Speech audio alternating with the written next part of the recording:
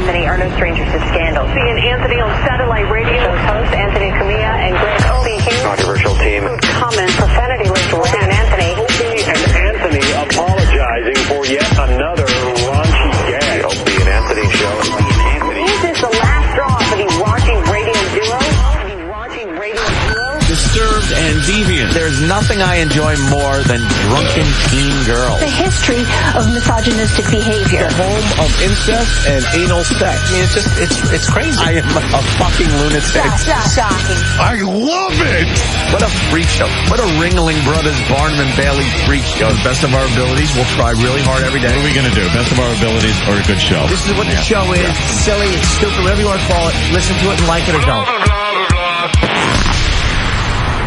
But enough of this palaver. Let's get the show on the road.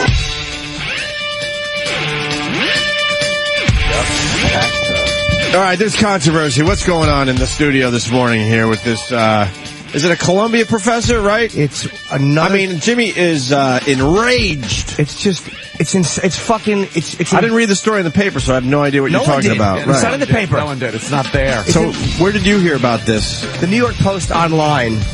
There's a Columbia University professor, black professor, who was having a race relations argument with a white woman. I think she works at the university. A discussion at first. Right. See, an argument makes it sound like it was violent right from the get-go, or there was some kind of thing. They were having a race relations discussion at a bar, and, things got a little wily, I guess.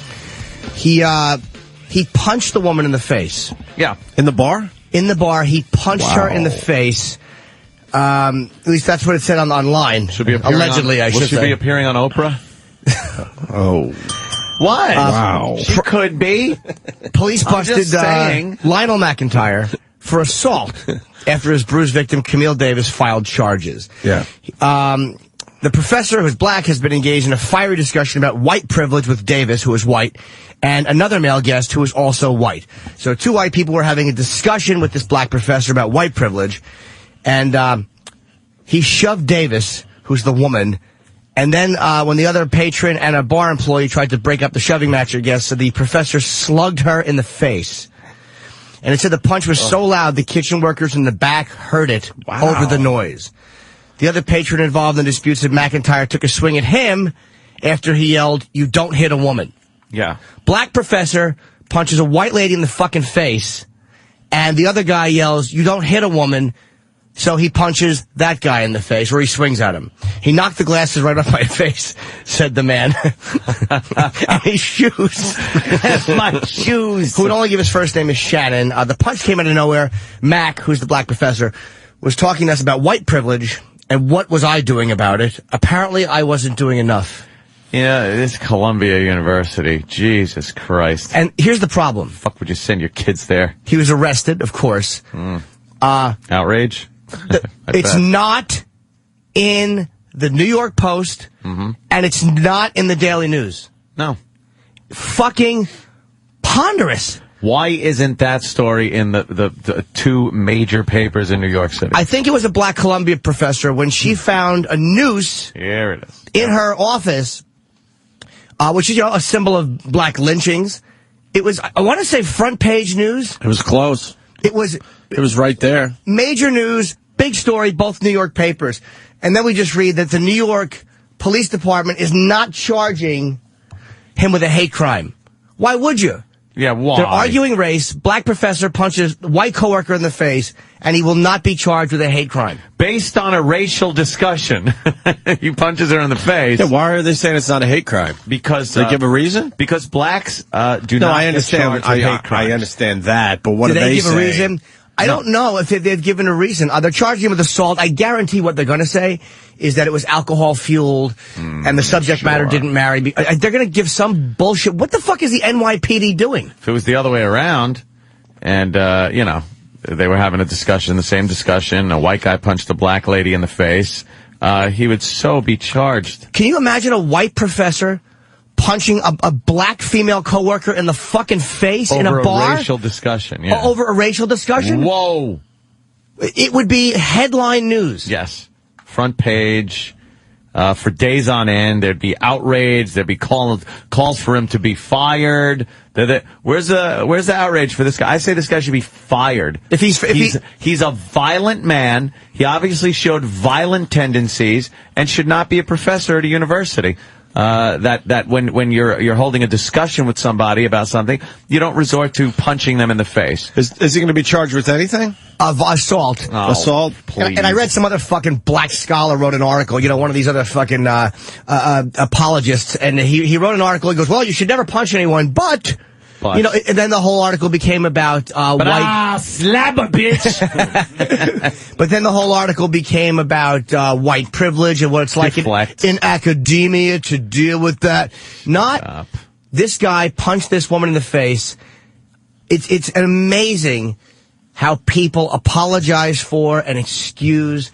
And by the way, it's the second case of a racial incident involving a black professor at a major intellectual university, Ivy League school here, which is Harvard, which was the professor in Boston, and Columbia, two of the most prestigious schools in the country.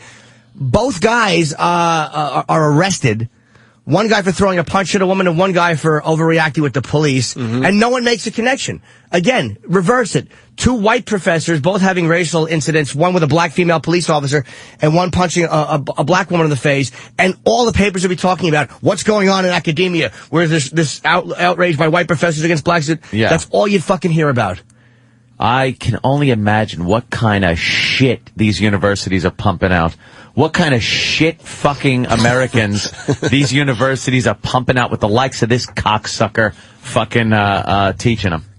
Where's the women's groups? Yeah. Where's a national organization? Well, this just happened, right? Yeah, but it happened it doesn't matter. 2 days ago, I think. 2 days ago? Yeah, So or a day and a half ago, I think. Just happened a week from now, a month from now. The story's buried on the internet. It's not even in the papers. Dude, it's on. This won't get any attention. It's not right on here. It's not on the fucking front. They're talking about Madoff's mansion discounted. It's not on any of the major the networks, even Fox and Drudge has it, but they don't even address it. What is this fucking terror? What is this terror of calling a black intellectual a racist? Yeah. Or a guy who should be charged with a hate crime because that's obviously what his motivation was. Exactly. Where is it? It's like people think we're like broken records, but it drives me nuts because it's like we are fired. If in an argument, you were to say something harsh, I mean, on satellite it'd be a lot harder. But if you were to argue and call a black guy a nigger in an argument and you meant it wasn't being funny, it was being angry. You're gone. And he the fucking company would fire you. Right. They would say that's uncomfortable work environment, whatever they would call it. Yeah. And the fucking media doesn't cover this. But this guy who was employed at Columbia University punches a woman in the face, and he'll keep his job. He'll keep his job. How does that not on the first? I can understand. All right, there's other stuff on the front page. How is that not in the first 3 or 4 pages of the New York Post? Or Fat Nick, that white guy in whatever it was, the 3 black guys went to steal the cars at Howard Beach, and the 3 white guys, they were all kind of thugs. They fought and they hit the black guy with a bat who was going there to steal cars. Yeah. He literally, how many days was he on the front page? I mean, was it fucking 10 days in a row was front page news? Yeah, it was on the front page for a while. The guys were admittedly there to steal cars in the neighborhood, and Fat Nick and his buddies got baseball bats and racked their heads. Crooks lose. Fat guineas score them 1 point. Yeah. But it was considered a hate crime, and he went to jail based on the hate crime more than the assault itself. And for that, I mean, you actually have a reason. Hey, these guys are fucking in town robbing, stealing cars. Just the insanity of the NYPD. Whoever is running the NYPD brass are a bunch of dummies. It's probably not the foot patrol cops. It's not them. No. It's the higher ups. But is there anybody who works at NYPD can explain why is this guy not being charged with a fucking hate crime and going to jail for it? Yeah, let's try to get some NYPD on the phone. The fucking attorney general has stated that you can't be black and be charged with a hate crime. Let's say have that power base in order to do it. Really? Is that what he really said? Yeah. Is that what Eric Holder said? Yeah. That's dummy? Yeah, he's another fucking asshole. That's the same guy, by the way, that said this is where black intellectuals, and I would love a black intellectual to call up. Not that I didn't enjoy our show, but he said that America's afraid to have honest racial discussions. I guess they were having one, and look what happened. Yeah, you no motherfucker. Americans are not afraid to have honest racial discussions. White people don't have them. And this is, again, I blame white people for this. Where are white people being angry? Most of these reporters, the people who run the papers are not black. They're not black people squashing this. It's a bunch of fucking privileged, guilty white people. Exactly. Let's go to Bill in Arizona. Bill. Hello, Good evening. Hey, Bill. Bill. Hey, yeah, there's a movie, Anthony. It's perfect for you. It's called Indoctrinate You. Story out of this particular movie. A kid at one of these Ivy League schools was passing around a bunch of hate-filled slurs and stuff towards a particular individual. He got a slap on the wrist. Now, you have another story where a guy invites a Republican speaker who happens to be black to the school to do a something on his book. The name of the book was Get Off the Plantation. They tried to run this poor kid out of school, expelled him, everything else. The liberal left is insane when it comes to these colleges. Dude, it's like, I know I want to be wrong. It's like, I don't want to say the same shit over and over again. It's like, but it just keeps happening. I can't understand it. I feel like I'm screaming and no sound is coming out. That people don't see. And I don't feel like white people are victims either. I'm not saying that. I'm not saying whites are victims or, we have it tough in this country. I am talking about the fucking media who are the ones who report it, or the NYPD, or not charging this guy with a hate crime. This perception of race and this phoniness. Politically correct people are not being politically correct because they're afraid of being misconstrued as racist. They're politically correct because they're afraid of being exposed as racist. It's a way of building a wall around so you don't slip and say the wrong thing and you don't say what's really on your mind. Politically correct people are really despicable. People are saying that unfortunately, the indoctrination, it's even starting with, I can see my 10-year-old right now, the indoctrination's already starting. Of and course eventually what's going to end up happening is when it comes to conservatism, it's going to disappear. This is not even about conservatism. Well, Matt, a few people are saying that this story was in the Post and the Times yesterday. Where is it today? I didn't see it yesterday. I don't remember seeing it yesterday. I'm just throwing that out there for the discussion, that's all. If it's in yesterday's Post, if we could have a copy, I would love to see where it was. Right, I didn't see it. Right. Yeah, we should have seen it on one of the, front pages or one of the important page pages. 2. And where is it today? How is it only in one day? If this was a white guy, again, we would be having the fired, so completely fired talk right now. Of course. But now I'm saying so completely not fired, this guy will be fine. Let's go to Mike in Buffalo. Mike. Gentlemen, what's happening this morning? Hey, Hi, Mike. All right, listen, hey, Jimmy, by the way, man, you said nigger with absolute perfection. I'm proud of you, man. Thank you. Get better than Anthony on that tip. But I wasn't, man. I wasn't saying it angry, you know that. Jimmy, I know that. I love you, man. I'm sorry I missed you in Buffalo, too, by the way, man. But anyway. What happened? You should have been there. Yeah, I know. I was getting high somewhere. You know what it's like. but yeah, like I said, man, I think the white guilt of the media and society as a whole has made everyone go into this turtle shell, man, and it's pathetic. You know what I mean? And it's like the Dave Chappelle skit he did about, like, the news really being reported like it should be. You know what I mean? You guys ever seen that one? No. Where they were actually saying, like, today 2 niggers robbed the store. I mean, it's just, we need to get to that basically because people are so shell-shocked about saying something or stepping on somebody's toes. And, it's just pathetic now, man. It really is. Are you a black man? No, I'm a brother, man, all day long. I can't stand white people, but nevertheless. I don't blame you. They're enraging. No, man, but I mean, it's like that. That's just not how I was raised, man. I mean, I was always taught to just speak the truth, regardless of what it is, man. And like I said, I'm not going to sound like the stereotypical I've got white friends, but I do. And we all come from pretty much the same vibe, man. We understand. It's such a chicken shit society now, man, that, you can't say and do what you really feel because you'll be hung for it. Do you feel like as a black guy, do you feel there was a call the other day who said that you feel people trying to antagonize you? And as a black guy, do you recognize, I'm white, so I know the way white people think. Do you recognize that as, like, because white people think they're being very slick when they're very politically correct and they say the right thing and they're paternalistic. Do you at least recognize that as a guy who is really a racist and who really is talking down, like, is it that obvious to black people, too, as it is to me?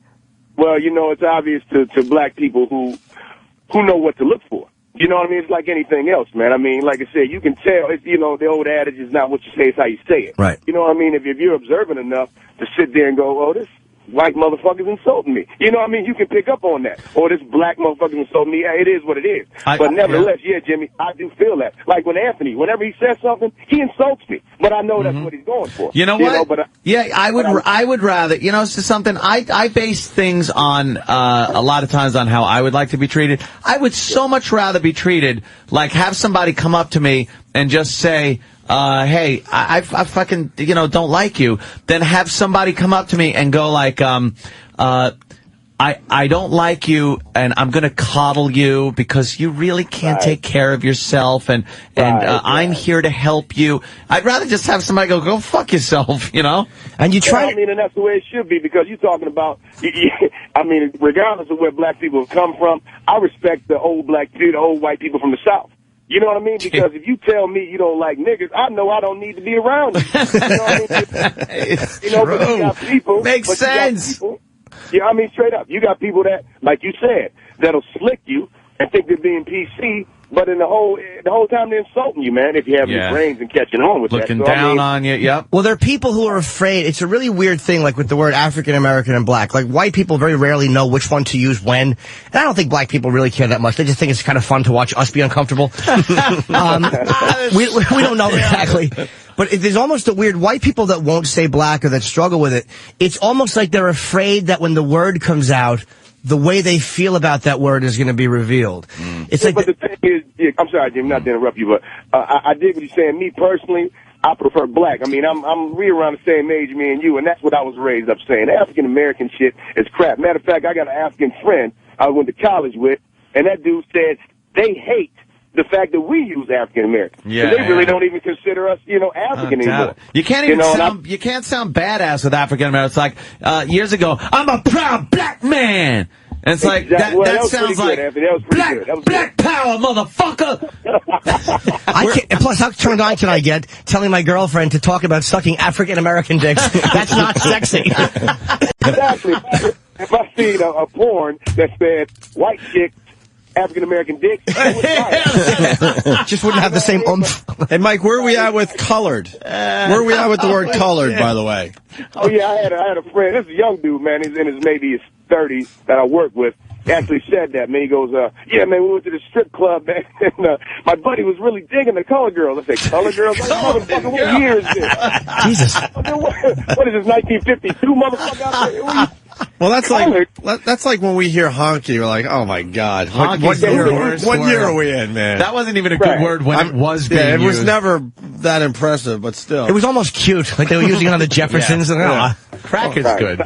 I never understood the connection. You know what I mean? Yeah. I can't remember. I think it was Louis C.K. was on your show one time. This is the kind of brother I am. I like funny shit across the board. I don't care if it's about black people, white people. I don't care. Yeah. When Louis C.K. said to Patrice, you know how they came up with the word nigger.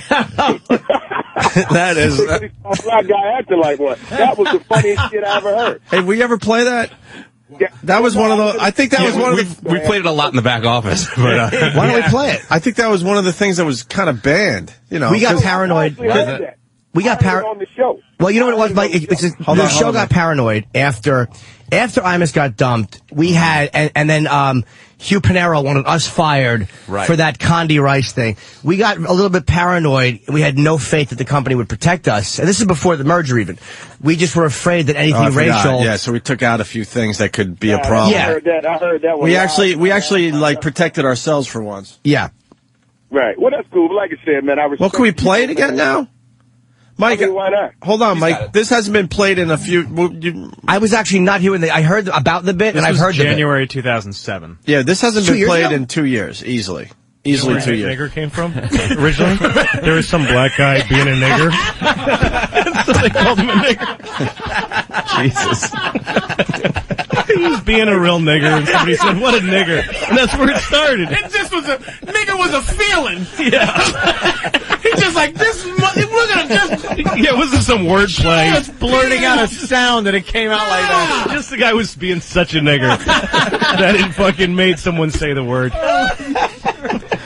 Fucking Louis, man. And that was there you go, Mike. Christ. And Patrice is one of those guys that's like he's impossible to offend. Yeah. But he's also brutal. Like, Patrice is not the black guy that sits in the room and just enjoys the white folks. No. Patrice loves making white people uncomfortable. Oh, yeah. Oh, no doubt about it. And I'm the same way, man, but it's all done out of fun to me. It's not malicious. Right. It's nothing. You know what I mean? I constantly pick on white people in the break room to where I'm the only person in there. So I think it's beautiful that I can chase all the white people away. But Mike, you said you do it in fun and it's not malicious. That's exactly what Imus was doing. It doesn't even matter. It doesn't even matter. You mean to be having a good time and you're not being malicious. Right. You still get knocked down. The problem with Imus was, you know, it's such, it's so much discrimination in this country. It was an age discrimination against him. It was just an old white dude thinking he was trying to be hip or some shit, and it fell on his face. Well, people saw his face. But people also saw the cowboy hat, too. They saw the cowboy hat, and that represented something, and they thought, like, oh, this guy's terrible. People didn't even know it. Well, he does look the part, but the problem the media had was they never really expressed the fact that it was done on a comedy show and meant to entertain people. You know, a lot of people thought he really was trying to be malicious and mean with that with that statement. To tell you the truth, it was a lot of black girls that were trying to achieve something, and I think they looked at that as a very horrible thing. If he would have said that about some fucking crackhead on the news, it would have gone unnoticed. Right. But nobody would have cared. Yeah. Right. But since it was, these girls on the basketball team trying to achieve something, trying to make something of themselves, they jumped on that shit. And our problem is, again, it's just an unbalance, and it's a phony unbalance, and it's a phony unbalance or imbalance that would get Opie, Anthony, and myself fired if we said the wrong thing. Right. Look, that's what drives you crazy. Look, we're safe with the Sharon Osbourne thing, but the media does a horrible job with telling people that this type of thing was said on a comedy show. They don't at all. They don't acknowledge that. They just say, look at this video of these guys being mean about Susan Boyle or Don Imus being mean about the Rutgers basketball team. Yeah. And just not even acknowledging that it was done in, an attempt at humor. How is this not on simply because the guy's a professor at Columbia University. He's not some bum. He's a professor at one of the most prestigious colleges in the country. What happened? I missed that story. I was just getting in the car. What happened? We're talking about... That's what started That's what started this whole thing. There was a black professor... I saw it on my screen. Columbia professor pimp smacked the white bitch or something. What happened? Smacked the white They were bitch. having a discussion about white privilege, and they were arguing, and I guess she didn't believe. I don't know what the context of the argument was, but they were in a bar. Black professor punches a white coworker in the face, a white woman, and it's simply the NYPD will not charge him with a hate crime, even though it was a racial discussion that caused him to punch her in the face. Yeah, but that's bad, man, because first of all, every brother knows you smack a white girl open hand. You don't punch. No, not closed hand, right. I think that's what the NYPD said. There was something about her keeping the scratch and not giving the money over. So apparently she had been sucking dicks and not handing the amount of money over. That was no doubt about it. So every brother, regardless from the bum to the professor, got a little pimp in him. I mean, it just happened the way it did. But listen, guys, every time I call, I will say this. I stay on the longest, more than any caller that you guys have on, and I love you for that, man. And listen, you guys have a good one, and I'll check the replay when I get out of work. All right, Mike. See you later. Thanks, Mike in Buffalo. Work? We just lost a Columbia student, but we do have a cop on the line. Mike in Jersey. I'm a cop, you idiot. Hey, Mikey. Hello, Mike. Hey, I'm in Jersey, not in New York, so I'm assuming the law is the same. But I think the reason why they're not charging him with a hate crime is because it was based on an argument. The fight was based on an argument. Not this. I know it's fucking based. The argument was based on race, but he didn't hit her because she was white, is what they're going to say. It was that they were having an argument, and the argument led to him hitting her. It had nothing to do with her being white. It just had to do with her disagreeing with him. You know what, though? So quickly to assume that it isn't a hate crime. Right. Yet, if it was reversed, in the same situation, they're just arguing about race. The guy, guaranteed if it was a white guy hitting a black woman in the face over a race relations discussion, he would be, at least they would be investigating it for a hate crime. They would be looking into it at the very least. Yeah, you're probably right. And you know, so a lot of times the prosecutor will determine that sometimes the cops will just charge with assault, and then the prosecutor will determine that it was a race crime. They'll add those charges on later, but I don't foresee that happening. But I also heard that the whole fight wasn't even necessarily caused on the race argument. It turns out she was wearing a hat indoors, and he was just trying to help her remove it. But again, this is that fucking. I really don't blame black people for being disgusted with whites in general, because I'm with you. Why? Because this is that it's a fucking subtle arrogance of, well, when a black does something, it's just as basic as you think it is. Like, if he robs, it's for this. If he does this, it's for that. It's when white people always have the other motive. I'm telling you, that is an implied intelligence. It's an implied ulterior motive. It's an implied subtlety. Black people are never given the credit for having that type of a thought process by fucking whites. It's a really... Not by me. It's such a fucking subtle form of being racist and elitist. To not think that was a racial incident. To just think that white people don't want to acknowledge that black people, you know what, don't fucking like us sometimes. Look, I acknowledge it, and I think a lot of other people do, but I see your argument, and I know it would be infuriating, but it does not fucking merit a punch in the fucking face. No. It merits of course not. Further discussion. Maybe some of these leaders that do nothing but incite racial hatred should step up and talk more openly about this situation. But I'll tell you something. I don't care how disgusted black people are with white people. It doesn't merit the shootings, the rapes, the beatings, I don't mean the that. fucking... that, to white people, is infuriating. I might have not made myself clear. What I mean is, like... You didn't! Black people who get annoyed at us, like, I'm sitting there watching the fucking sneaky white thinking, and that's the type of shit, even though they don't get annoyed at this particular incident, it is that sneaky... fucking, and it's not even conscious. People aren't doing it to be conscious. It's like, how are they not aware of, like, if a white guy does it, he's got ulterior motives. Because white people are able to look at other white people and go, well, I feel weird about blacks, he must too. But they don't want to realize and recognize that black people, you know what, have a lot of animosity towards white people. But things are changing so quickly these days, especially with the election of Obama, that there isn't as much of this white privilege anymore. It seems like now is payback time. Now it's fucking payback time where white people are going to have to pay for shit that went down when most of them weren't alive. And I'm not even talking about slavery. Right. I'm talking about the blatant hardcore racism that was going on back in the 50s, 60s. It's payback time now, it seems. Instead of just looking and going, wow, look at how far we've come with our race after so many years of just being downtrodden, put down in this country. Instead of looking at it that way, it's looked at like, well, it's payback time, motherfucker. I'm gonna have a race argument and punch her in the face. I'm gonna fucking take this white couple that's out on a date and cut the guy's penis off and stick it in his mouth and rape the girl and cut her tits off. I'm gonna beat this young white boy that's been bullied in school over the head and stomp his head until he's dead in the street. His mother is now left. It was an only child. He's dead. It's astounding that it doesn't take place in the forum of discussion. It takes place in sheer and utter fucking savage violence. It's, I'll play devil's advocate. I wouldn't, if I was black or any... Oh, yeah. Right. He punched my wig off in a bar. Talking about white privilege. We had it as the angels.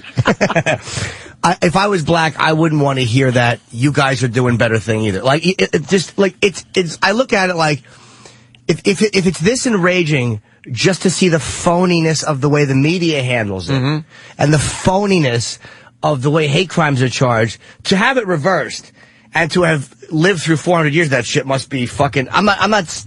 No one lived through 400 fucking about, years of it. But you know what I'm talking about. I'm just I know saying what you're it's got to talking be... about, as a culture. It's got to be enraging. If it's this annoying, just watching it not be reported properly, I'm not excusing the guy punching her in the face at all. I'm only saying, if I was black, I wouldn't want to hear that you guys are doing better. That wouldn't be good enough. I wouldn't want to fucking... You know what it is? You don't have to hear it. Look around. I would be infuriated, too, if someone came up and patted you on the back and goes, look how better things are. But apparently no one's fucking noticing it. I think the black community ought to look around and see how much has changed over a point. It's like if you start out your life, let's say, the whole 400 years is the period of one person's life. And they start out in this life, and their life sucks a fucking ass. It really does suck. And then later on in life, you start getting better, and you get a better job, and you're making a lot more money, you're more comfortable, things are going better, and all you do is sit there and say, well, I want the next level, motherfucker. I'm not happy where I am. Instead of looking back at where you were, looking where you are and going, wow, shit has changed. How am I arguing? We really have a good power base. How am I arguing the other side? All right, let's just say that instead of 400 years, let's make it realistic, 40 years. Let's just say, 10 years for every 100. Understood. And let's just say that for the first 40 years, it's one way. And then when you turn 40, things get better, and you're 43 now. It isn't that much of a percentage. I don't think it's 40 and then 4. And the 400 years of oppression, I mean, come on. Let's knock that shit off. I'll fucking take the Jim Crow, all that blatant racism that went on, post-Civil War, shit like that. But I'm not going to eat the entire fucking slave trade of 400 years for the white man as we sit here in our fucking 40s. You know, I mean, it's time to look around at this country. Look at this fucking this freight train of diversity that is plowing over white society, by the way. Some people say it's good. Some people say it's bad. I'm not even going to make that judgment. I'm saying it's happening. Whatever it is, good or bad or indifferent, it's happening. A freight train of diversity is plowing over the culture that built America into what it is right now. And personally, I personally don't see it as a good thing. Some people do. But you can't then look at the past and keep dredging that fucking shit up. Enough. I partially agree. The thing I have a problem with is, or that I can understand from having talked to it, is like, it's not even, it's like, I don't think people consciously, I'm only looking at the way I get so irritated at watching this stuff, like how annoyed that makes me. Right. I know in the other situation, I'd be fucking uncontrollably. And the fact, if blacks are furious or fine. I'm only saying that if you do snap and punch somebody in the face, you gotta take the fucking hit and be charged with a hate crime and go to jail, and the media should cover it. You're getting no argument from me on that. That's what I'm saying. Yes. Like, there's got to be a balance in the way. It's almost like there's no way to be extreme either way. Like, people who would, like, the media blackout of it is sickening, and I can't look at it and go, it's in the past, let it go. I can't look at that either because I wouldn't be able to. So there's got to be a fucking balance, and nobody's balanced. It's insanity.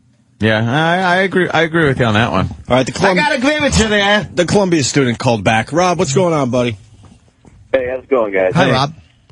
I can't agree with you guys more. This whole situation just sickens me. The blatant paternalism of my alma mater, it's insane. It's insane.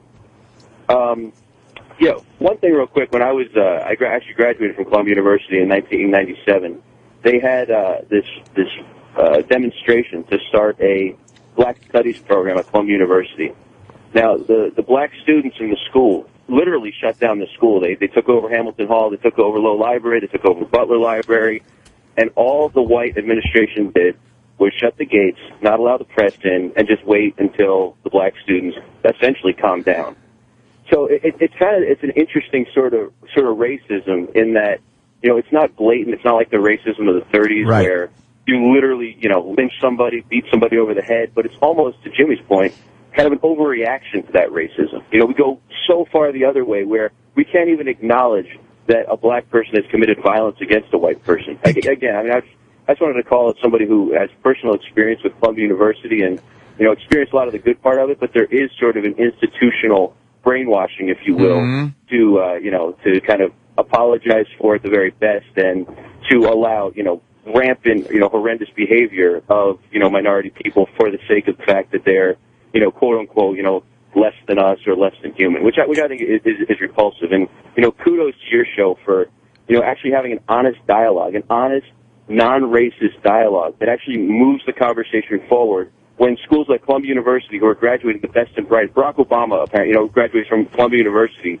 and the administration won't acknowledge that there's reverse racism or blatant racism going on. That's what drives you. What drives you crazy? It's like, 'cause again, it's that fear of exposure, and that's why I was attacking white people, because the media is run by white people. It's not run by black people. It's a bunch of white people afraid of being exposed as who they are. I'm not afraid of being exposed. Like I would love to have whether it's a black intellectual, anybody in here to debate this point. Oh yeah. And it's like, I don't think that they have no points to make, but I'm not afraid of being exposed. I'm not afraid I'm going to say something which is going to be an insight into at all. I have no fear that I'm going to say anything exposing, so I'm honest. And I shouldn't be patted on the back. It's just the way people should be. Yeah. But this phony, lock myself in a padded room and just pretend it doesn't exist because I'm afraid I'm going to say something that exposes me as a racist. This is the attitude these universities have, and that the media in general has, and the people that go into the media. Why? Because they're fucking pumped out of these universities. That's why I call it the, But thanks for the call, man. The new Scarlet Letter. Thanks a lot, guys. Take care. It's the new Scarlet Letter. R, racist. If you got that tag on you, you're done. And it's just got to stop. You have to be able to sit down like we are right here, have an open conversation about race, and have, when Patrice is in here and people say, oh, why does the conversation usually go to race? Because Patrice is so good at discussing his side of it. Yes. Honestly. Not this bullshit side of it. And we discuss it honestly, not the white bullshit side of it. And you really kind of can get a feel for that there is a lot of fucking common ground that is just mired in white guilt and blacks with this. And it's funny I said it, and people beat on me all the time for saying this. Entitlement, because entitlement has been used as a word that only goes with white entitlement. I'm talking about present day. There is black entitlement going on right now that is transcending white entitlement based on two different things. We have a history as white society of this entitlement based on a power base, based on the fact that we've been in charge for so long, things like that. The black entitlement is based on nothing but fear of people being called a racist, and it's working. It's working. And me and Opie one time, this is how, and remember Geraldo was in? Oh, yeah. And how fucking crazy he was that I implied that Spanish people didn't learn English as fast as other groups did. I was annoyed. I said all I asked for is that people learn English and respect our kind of culture. That was a rational thing. Oh, and the knee-jerk, and he wasn't expecting to get fucking shit back. No. And he's like, oh, that's not true, blah, blah, blah. Me and Oprah walking home that fucking day, and we asked a question. Remember they were building something in your building? We lived next door. And I asked the guy, what are you guys building here? Is this like a new, 5 Spanish guys? Not one of them spoke English. It was like, where the fuck is Geraldo? You translate for me, Geraldo. Literally, it was an hour after we had the argument. I didn't even have to search it out. Coop in Queens has something for you, Ant. Coop, what's up? Hey, yo, what's up? Hey. Yo, Ant, you were saying that, for one, black people need to stop looking at their past. First of all, you cannot stop looking at your past because you won't know where you're going. And secondly, how could you say everything we achieved, because everything blacks have quote-unquote achieved in this country, whites have given it to us because out of that, because once blacks started screaming black and I'm proud and we want this, we want that, the first thing whites did, instead of sitting down and talking about all that shit that led up to that moment, y'all immediately legislated white people need to like black people. White people must hire black people. White people must allow them to do their schools and this and that and the third. What are you saying? We achieved this. We achieved it because of the fear of this fucking country burning down. Instead of being honest and talking, white people said, "Well, let's be real. Legislate, You're 10%. We'd kick your ass. Come on." Well, whatever the case may be, 10%. I'm not talking numbers here. I'm talking basically what happened, and the fact of the matter is, we haven't got this because we only got this because this is what you've given us. All right, I'll agree with that. You know something? I will. Did he agree say Jimmy was right? I will. Yes. Yeah, he did. I will agree with your point. That's a good point. I wasn't looking at it that way. It has been legislated that you be given certain things over the past few years, and about forgetting your past. If I said forget it, I didn't mean that. I mean, let's not base your whole lifestyle on the fact that you were brought here, your ancestors, some of them let me ask you were brought here as slaves. All right, so let me ask you this. Okay. We have some sense of what happened during slavery, everybody. I'm going to tell you this, though. Black people today are a product of what white people wanted us to be. If you've seen Roots, you talk about Roots enough times, you would know that the moment Kunta Kinte became Toby, he became Toby. That's what the white man wanted. The white man don't want Kunta Kinte. Well, okay, now, allow me to retort. Retort.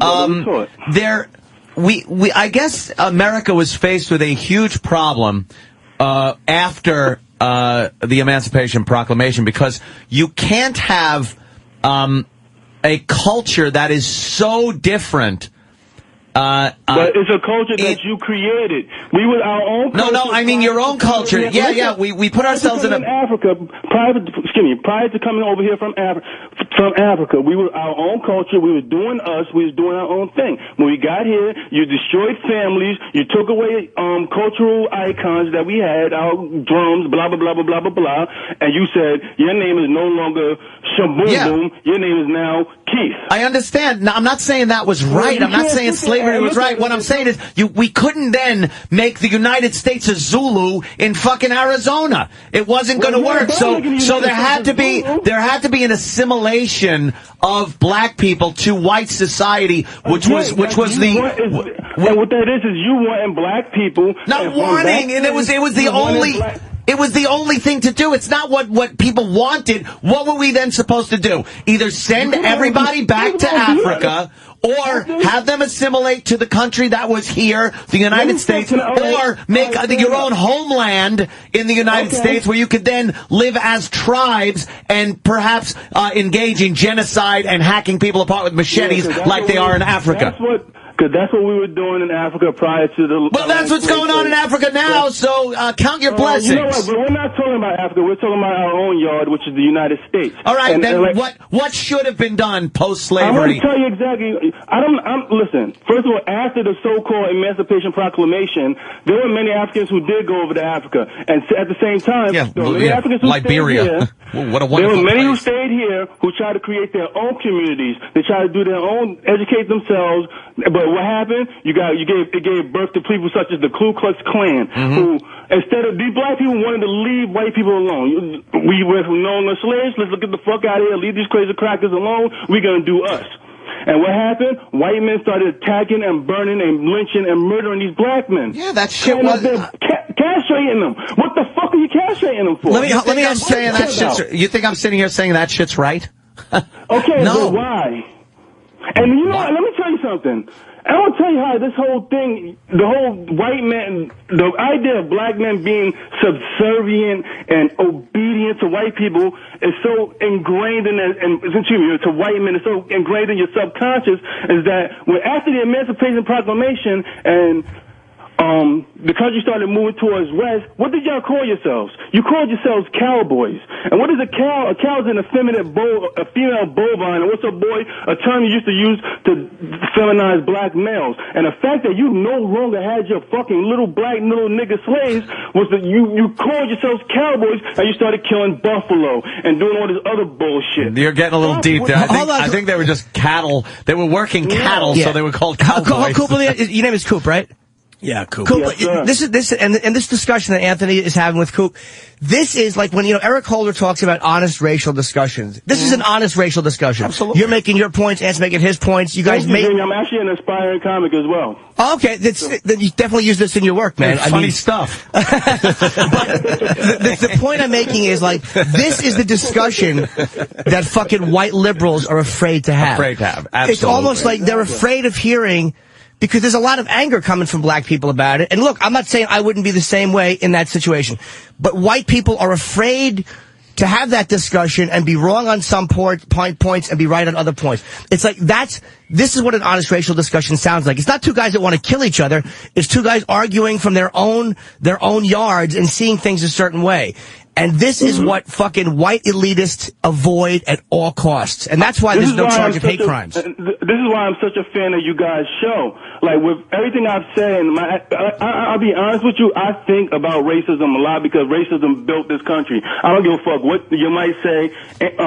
When George Washington and all these other motherfuckers we jerk off to every year was building this country that we are proud of, they were standing on the backs of slaves when they was talking about, the revolutionary. Well, you're familiar with the works of Malcolm X, Jimmy. I'm certain you are. I've heard you speak about Malcolm X.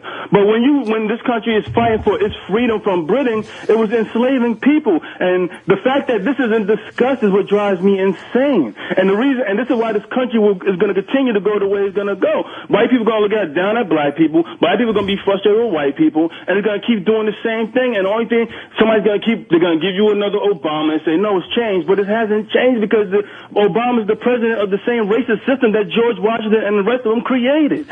That's why this country is not going to change. It's going to be the same shit. We're going to be beefing. White people are going to be this, white people are going to be that, and it's going to be the same shit over and over. You don't think the fact that there is a black president is progress?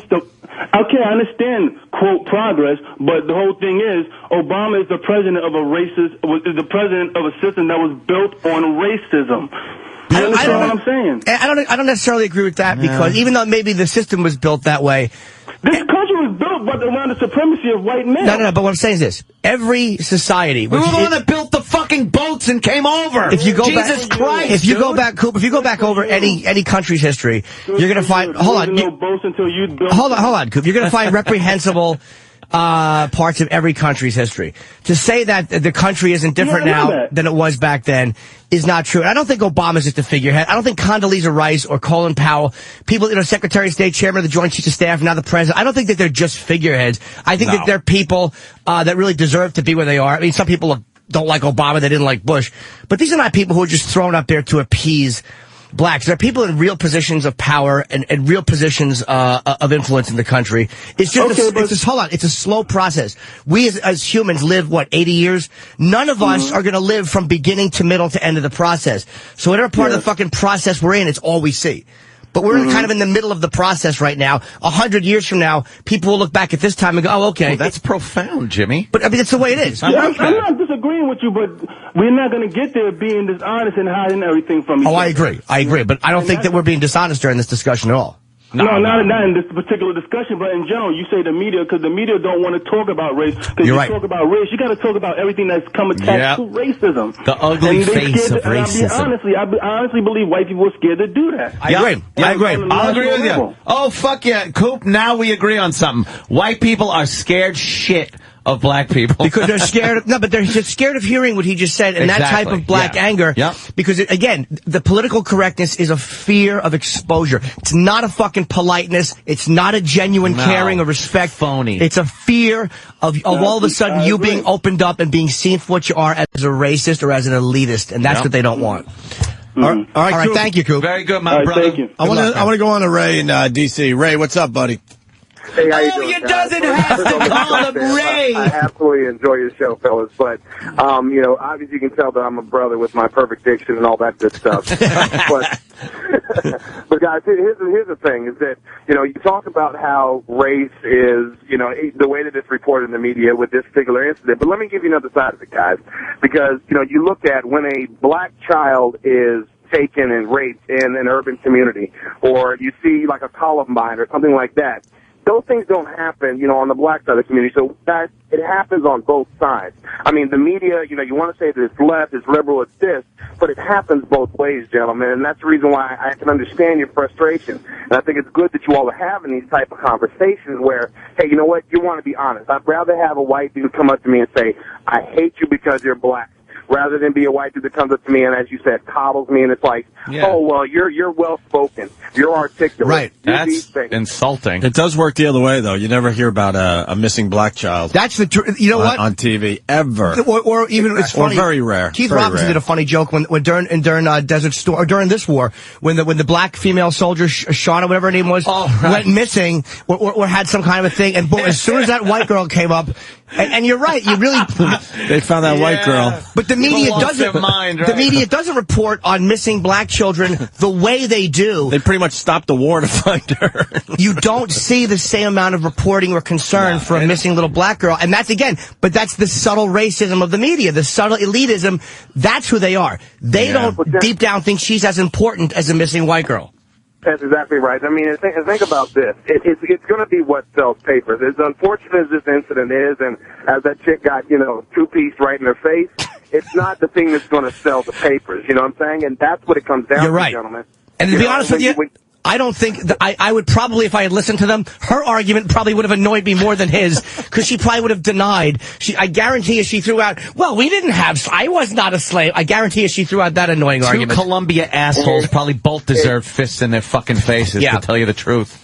So, Christ. you're exactly right. And I mean, the thing about it is, like, that, I can sit here and I can have discussions, with my white friends and my black friends. And, the one thing that we have to do as black people is to sit there and say, look, guys, it's okay to talk the way that you want to do when I'm not here. And, if you can have those types of honest discussions and know that, yes, I'm a big black man and I'm not going to beat your ass the second that you say something like that, then, we get a chance to understand each other. And that's when we get in that opportunity to be able to say, hey, you know what?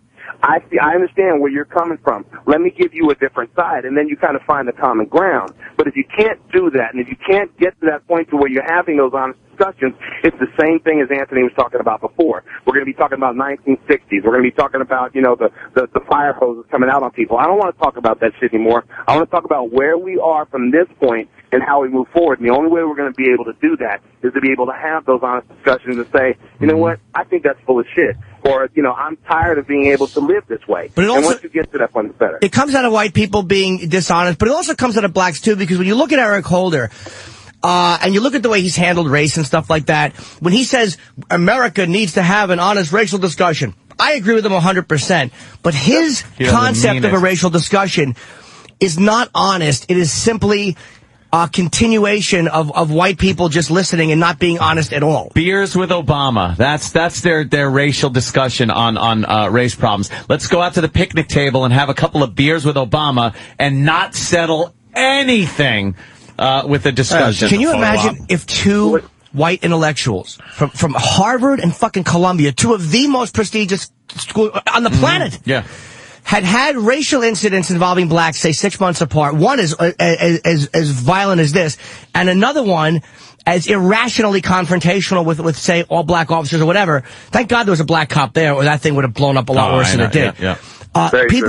People would be questioning the universities in this country. They would say, what is it with these universities where these white intellectuals are looking at African Americans? But because it's the reverse, it's okay, it's tolerated, because white people have no expectations of black people. It's that fucking, that especially in an elitist, sickening world of Columbia and Harvard University. And they will allow black speakers to come in, and Arab speakers, whatever, come in and just spew racial hate speech, which I don't give a shit. I say whatever the fuck you want to say. Let the people decide. A lot of times people wind up hanging themselves when they open their yaps, like I did yesterday. Anthony, real quick, keep on talking about like black leaders and everything, and let me give you this little nugget to kind of tuck away. We hate it. I don't doubt. I know. We hate. Believe me, I know. I was going to say though that, but you won't get one of these universities saying, "Let us get the Grand Wizard of the KKK," which is very extreme. How about this? We are inviting David Duke to our school to discuss separatism, race relations in America based on his side of the conversation, which is no more radical than the speakers that they have had that are of different ethnic backgrounds. It's disturbing that it's so one-sided, and they're the little brainwash factories that they're pumping out these liberal fucking shitheads. And I love the guy named. Speaking to the choir. Do you remember? I hear you. Do you remember Khalid Muhammad? Not the 9/11 plotter, but he was Farrakhan's second in command, or chief lieutenant, whatever. And they eventually had a split because he said such anti-Semitic things about, trashing the Jews. Irrational so. But I like that guy a lot because he was on Donahue one time, and Donahue is such a fucking paternalistic liberal. Yes. And Khalid Muhammad sat there, and Donahue wanted to be a white man that was accepted by Khalid Muhammad. He just wanted the nod. That and this Khalid Muhammad did not play games. He fucking hated Whitey. Although he lived in he's so white. From fucking the hair on his toes is white. And he hated white people, except that he lived in Cliffside Park, I think in a white building, that phony motherfucker. Oh shit. But that guy came out and embarrassed him. Give me my flying and gotta give me my white women. We got all that, man. Trust me, we're on the same page. But he just didn't. He would not ever, at least that I saw, give in or give that nod to a white apologist. It was like he just refused. He was a radical guy, and he refused to fall for that bullshit, that glossing over, that shellacking that a guy like Donahue wanted to give. It was fucking great. Watch, go YouTube Khalid Muhammad. It's Khalid Muhammad and Donahue. It was from probably about 10 years ago. All right, let's get a few more calls, and then we got to go to break and get I some got other a tinkle. things. Brian in Baltimore, go ahead. Speed round, though, Brian. Let's go. Baltimore. All right, I'll make it quick. I am a teacher in a 99% black school. I am a white teacher. I get to have discussions about race with parents. I get to say things that white people don't get to see because the parents know me. I have children in my classrooms who jump up and down in their seats going, hoo, hoo, hoo, hoo, hoo, when they want to answer a question. And I say, I don't call on monkeys. I'm not a racist. That term is not seen as racist by any of my parents.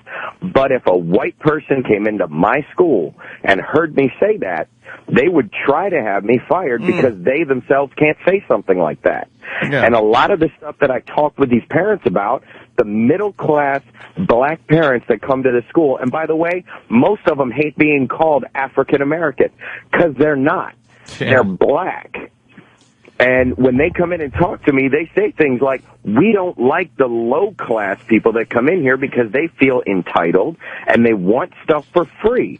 But the middle class who work for what they have want to just work. They want to just live. They want to just move on.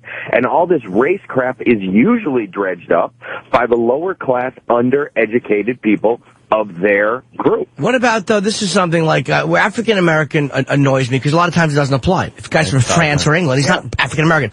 But what about the argument, this is where it gets sticky, where blacks say, like, all we are is a color. Like, white people, we know we're white, but Opie knows he's Irish, Aunt knows he's Italian, I know I'm Irish, Aunt knows he's... I'm a mutt. But you can go back and go, yes, I'm English, Italian, a little Scottish. We kind of, that, you know, we know that's what we are. But when you say to blacks, what are you? They're just like black, and then what? I guess it goes back to Africa. So that was kind of where African American, I think, started, or I forget what it was called in the fucking after. Again, if you want to be involved in some of these arguments, it'd be great, because once you get to know, once you are the minority, they will talk to you as if you're part of their group. And it isn't just black. You got high yellow. You got to talk to some of them and find out what they mean when they talk about things like this, because they make fun of people that are quote unquote black who aren't black. Just like you guys make fun of Sam. They make fun of people who are, high yellow. They're not black. They make fun of people who are darker than black because black people don't want to date them. They make fun of the black women who buy the hair to try to look white. They make fun of everybody better than we ever could make fun of white people. And it's great to hear and be a part of. And the thing that I love listening to your show, partially because I get to say some of the things you guys say in these groups of black people. It'll probably bite you in the ass one day. I'm surprised they haven't fired you yet. Because black people will realize that you're the white guy who's too comfortable, and then you'll say something that really is fucking vitriolic, and they'll fucking have you drummed out. We went a few years doing Sex for Sam, too. You probably work in a very scary school district and no one else wants your job. Yeah, exactly. I avoided condoms for a long time, and all of a sudden... Guys, I've worked in a prison. I've worked in a prison where it was mostly black kids. I've worked in inner city schools, which were schools for kids who have almost all been kicked out of regular schools. I've worked in mostly African-American and mostly lower class, not just African-American, but mostly lower class individuals and the children of those people, and I am comfortable. And the black parents that I work with appreciate how comfortable I am. Not once have any of the people ever accused me of being racist. Of course, I'm never going to say to them, listen, nigga, do this. I'm not going to speak to them that way, but I can speak to them intelligently about what's going on, and I can hear an argument like you guys are having today, and I can actually bring this up with a couple of the parents at the school and say, what do you think about this Columbia professor? And when they start talking about it, we can have an open dialogue about it. I don't like open dialogues. Yeah. They're bad for this country. All right. Well, thank you very much, boys. And Chip Jefferson, I love your work. Thank you very much. Wow. Hiya! Every time I come into the fucking room, I do a karate noise. Please do a Hiya, guys! All right. There's a ton more calls, but I think we did it for now because we got a busy show today, man. We got Mary Weiland coming in. And She white?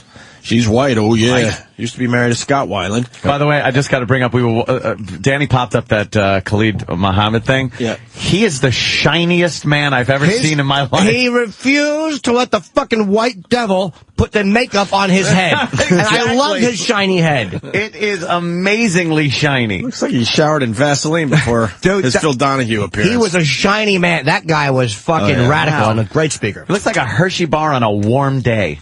It's just very, very shiny. After the break, the chimp attack lady was on Oprah. God damn. And we got some of the audio of the appearance. It's unbelievable. Also, a 12-year-old girl that can't stop sneezing. She sneezes what? How many times? Sorry for this kid. 10,000 a day? 10 to 12,000 times a day or something? Yep, you got it. Is there a video of her just sneezing over and over again? Okay, we got to check that out. And Carrie, how do you say her name? The Prejean? Prejean was on Larry King, and she got pissed off, and the audio is just amazing. So we got a busy day. Stay there. Chip Attack Lady next. Opie and Anthony and Jim Ross. It was classic. All right, Chip Attack Lady was on Oprah Winfrey yesterday, and I got to tell you, I knew she was going to be on there. So I checked it out. As soon as Oprah Winfrey took the veil off her face and exposed this chimp attack lady's face, I watched for maybe a minute and went, wow, I finally found my line. I could not watch chimp attack lady on Oprah yesterday. No, the face was oozing and pussy, and part of her leg is now this massive thing that is going to be her nose eventually. I'm sure most of us have seen the pictures by now. Seeing the pictures, I could still do that. But to see the video and to see her talk, I actually had to turn the TV off, and I surprised myself because I could watch some stuff. The only thing I can't watch is beheadings. That's always been my line. I tried once, cannot do it, and now I realize I can't look at chimp attack lady's face. She looks like Grumpy. She looks like one of the seven dwarfs. I think that's probably surgery, swelling. Of course. What a terrible fucking mess that poor lady. I think it's going to get better as time goes by, but it's still just horrific. She needs a complete face transplant to even maybe be presentable in public without frightening the living fuck out of everybody. Yeah. She is so messed up. There's nothing left. There's nothing left except one useless eye socket with an eyelid. But there's a whole... I feel bad. The worst part is that they had to take her eyes because of infection. I mean, that's the fucking most horrible part. Now, were the eyes damaged in the attack? I'm sure they were. Must have been. You see her. You got to think they had to be. But maybe they had some hope that she could see again, and then the infection, happened, and they had to take her eyes. But she has no mouth. They had to, make a mouth for her. My kid. The nose, she can't breathe out of it. It's a big mass from her leg. Yeah, they took Oprah, a bunch of skin from her leg and slapped it in the middle of her face. Oprah does not have a heart. Sure she does. Surrounded by fat. Did she stop eating already? Jesus, this is Oprah 1991. Oh. She has no emotion. The more I watch Oprah, because I've been watching a little more lately, because she's been having some interesting people on there, she doesn't have emotion. She knows this Oprah. She knows what's going to get the talk. Look at her. Look at what everyone is fucking talking about today. This is it. This is the number one story of the day. Chimp attack ladies. Oh. So the boys got the audio because I wanted to sit through this interview, but I couldn't look at this woman. And then she has no hands on top of it. She has one hands thumb. gone? Well, she has one thumb left, which Oprah grabbed to thank her for coming to the interview. She shook her right thumb because that's all she has left. Her left hand is completely gone. Her right hand has just a thumb. And did you see pictures of this woman? God damn. Before? I mean, she's 57, but younger pictures, she was an average woman, right? More than average. But I mean, she just looked normal and healthy, So, regular broad. She's worse than transplant lady. Oh, dude. A transplant face lady. She's worse. Snap on nose guy. Way worse than that guy, and that was pretty horrific to watch. And he had two guys after him. Yeah. Two chimps. Sure. She should have been dead. There's no fucking way this woman should have lived through that with that kind of damage. Well, let's get into some of this audio courtesy of the Oprah Winfrey Show. So when you awakened in the hospital and they had to tell you what had happened to you, what did you think? I don't think I kept grasping what they were saying. And once you realized, when you fully came to understand what had happened to you, because did they explain to you that you had been in this horrifying experience where Travis had tried to... Oh, Travis. Certainly kill you. Some people say even tried to eat you. Were you able to comprehend that at all? I don't really know when I understood all of that, because I don't ask a whole lot about all my injuries. But I guess somewhere along the line that they told me, Travis had attacked me, and I could figure that out for myself, how dangerous he was. When did the doctors? When did they tell you look like a character from Fraggle Rock? Her eyes being gone is the worst, man. It's like, even after a face transplant, she won't be able to fucking see. Right. We gotta figure the eyes out.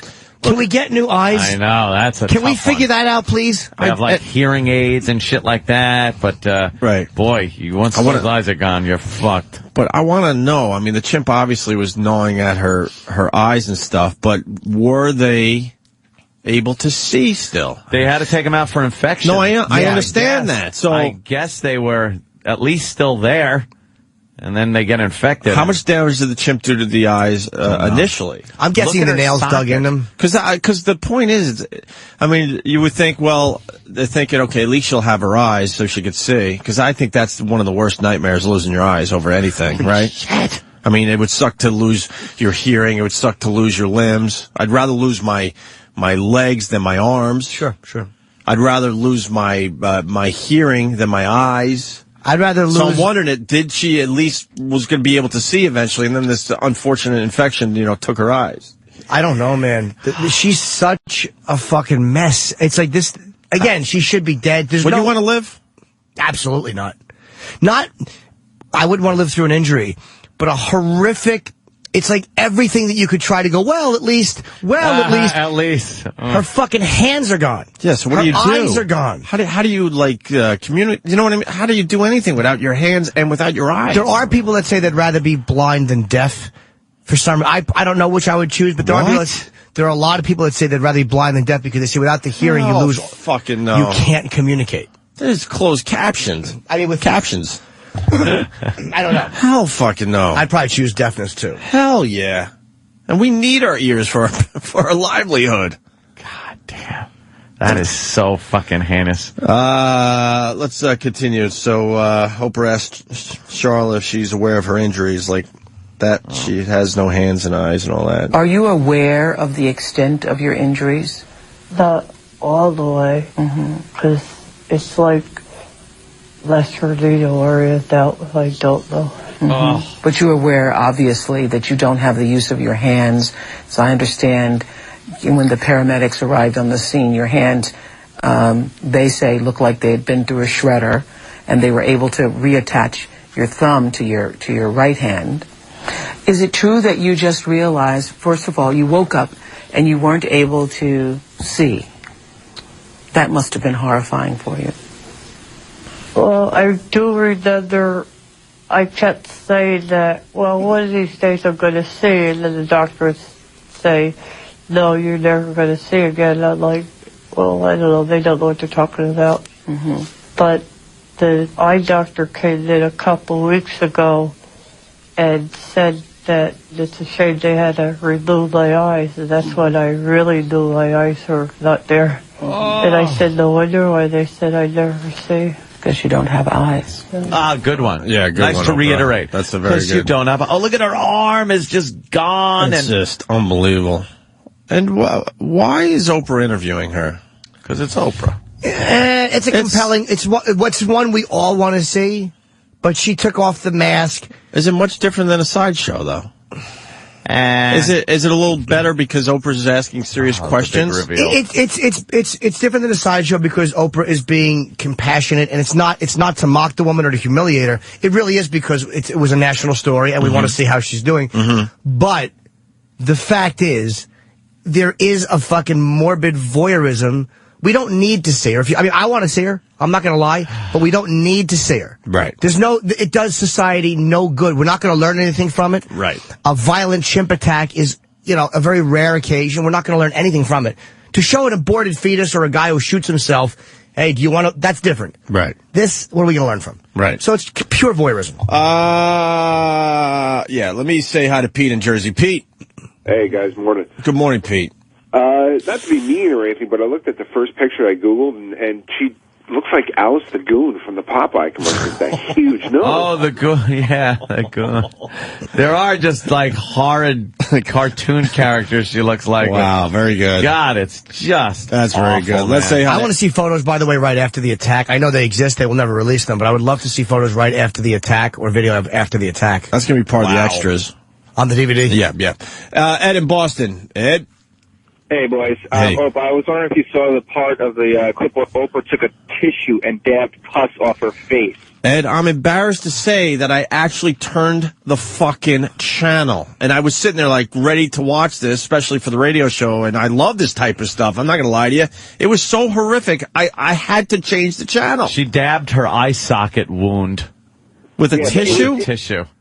Yeah. It was set up, though. You could kind of tell Oprah really didn't want to do it, but they tried to humanize her, I guess. I don't know. It runs because it drips and it runs down her cheek into the hole that they made for her mouth. So she's like, she had a little. It was like she had a little barbecue sauce on the side of her lip. Oh, God. Oh, my God. Let me see it. You know that she walks around the hospital with the veil because she doesn't want to horrify the rest of the people in the She had hospital. a longer veil, Yeah, Ed, though. I didn't see that, man. That's check it out. All right, Poor thank lady, you, sir. man. She should just become a Muslim. Wear that get up. All right, let's go to the next clip. We got Oprah. God, Oprah got let's just fucking play the fat clip. again. Yeah, she's really big. She is big. What? Oh, I thought you were saying something. No, she works here, but want to comment on Well, it. she knows she got fat. They had to bring her up in the freight elevator when she was here. She got fat. A shock. We'll just leave that one on. So why do you wear the veil? What do you think, asshole? So I don't scare people, and sometimes other people might insult me.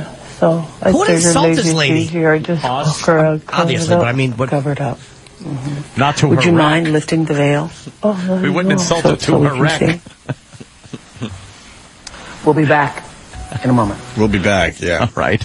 Who the fuck is that sick that would insult her to her We'll face? be back, and then they have the subtle little piano Yeah, well, music, God, the Oprah piano music. Are they going to It's play circus music? He really somber. should. Oh, my God. You think thered be a problem with that if Oprah bet. did that? You think the media would be all over that today? Yes, she's fantastic, and yes, so, okay, take a break, and we'll be right back.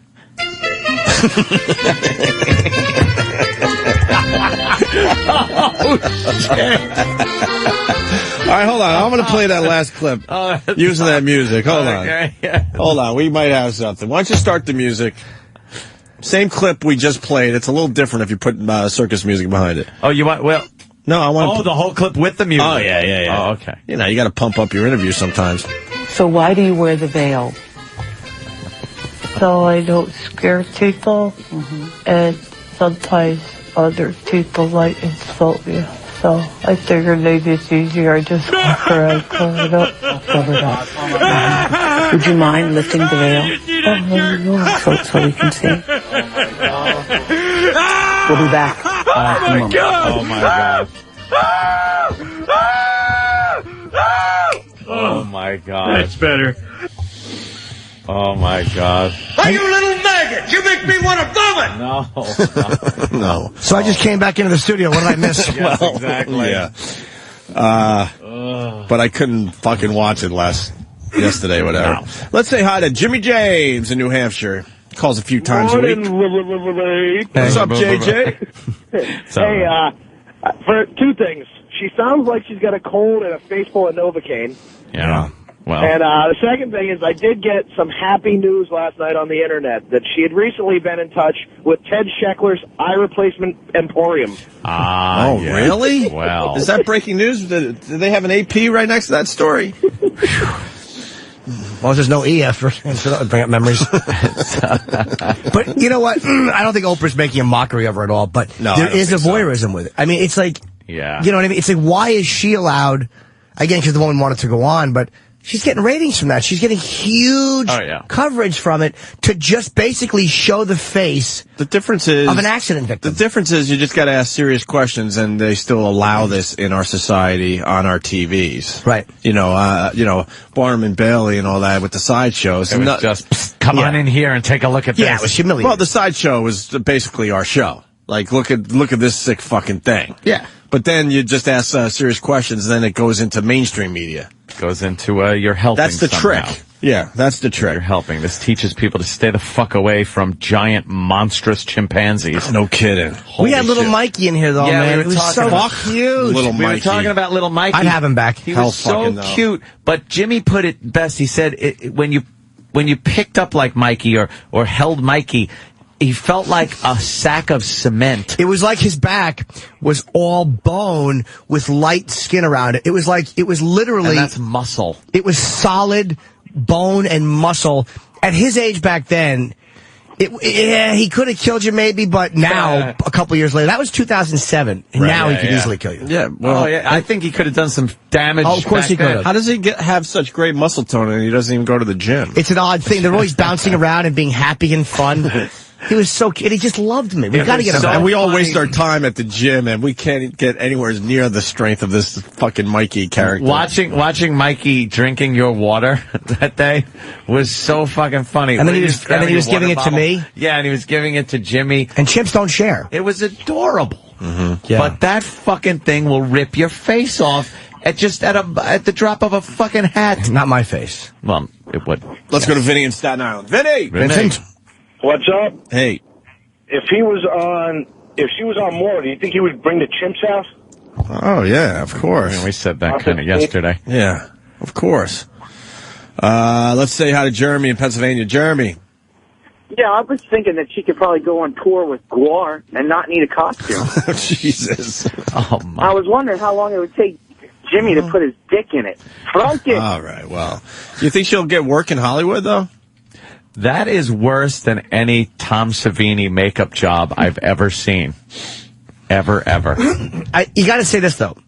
Oh. The lady is a mess, but it's like somebody like Oprah interviewing you. At least she does come at it from a very compassionate angle. It's like you don't feel like it's a mockery or... But you want this humanizing of Yeah, her. I mean, it does make you... No. It puts a face on it, quote unquote, like... Well... It does make her a human being and not just a fucking morbid news story. I kind of disagree because the lady started the interview with the veil on. Okay, so everybody wants to see this woman's big face. reveal. So Oprah does the big reveal. The right thing would have been do the big reveal for a minute or two, maybe a minute, and then put the fucking veil back on the lady's face for the rest of the interview. Help us out a little. Help us out. So we can listen to what she has to say and not have to look. But I think it was overdone. A quick peek was plenty, trust me. all you Like I needed. said, I had to change the channel. And then Oprah should have done the right thing and given her dignity back, whatever she has of that left, and put the veil back on. She don't know what she looks like, so she's kind of like, she probably, if she knew what she looked like, I bet she would never let them Agree take to that? fucking veil She off. Because she could conjure up the worst thing she's ever seen as far as facial deformities, and it wouldn't be as bad as that. Yeah, I mean... I mean... it's just so much swelling from the surgery is probably the main problem. Of course. It's still going to be looking. And she's going to have a face transplant. They're going to... My nightmare is that she can't breathe because, the septum was probably fucked she's up. got breathe. They just got a hole in her I would throat. want to She's die. I got really one of would want those. to die. Yeah, that wouldn't be fun. Let's say hi to Larry King. Larry! Oh, Larry. Gentlemen, rape. Did I do that right, Anthony? Well, Larry King, sure. I mean, I don't know what that means. Fuck. Oh, never mind. Excuse me. When the monkey was attacking you, ripping your face off, ripping off your hands, what did you do with the groceries? The grocery line. You should have just went with that right away. Yeah. It would have killed. Thank you, Larry. Oprah, we got more music for the interview? Maybe we should... You got another song we could play? All right. Benny Hill music's always fun. Well, let's try Benny Hill music. What? No, Travis has something. Oh, Benny Hill will be next? Okay. Okay. Travis, hit the music I want and then the viruses music. the next clip from Oprah. Well, I will tell you that it is pretty shocking when you take the veil off and you see the devastation and destruction that has occurred to your face. It's really pretty shocking. When other people see it, I'm not quite sure what their reactions are. You're not sure what their reactions are? Yeah. Oh my God! Ah! Ah! Ah! That's the. Ah! Oh, that's better.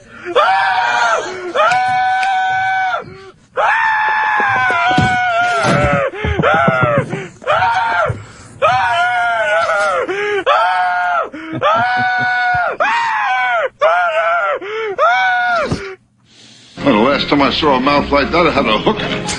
Oh, well. God, now Rodney. Just some of the reactions from just Yes. Joe Citizen.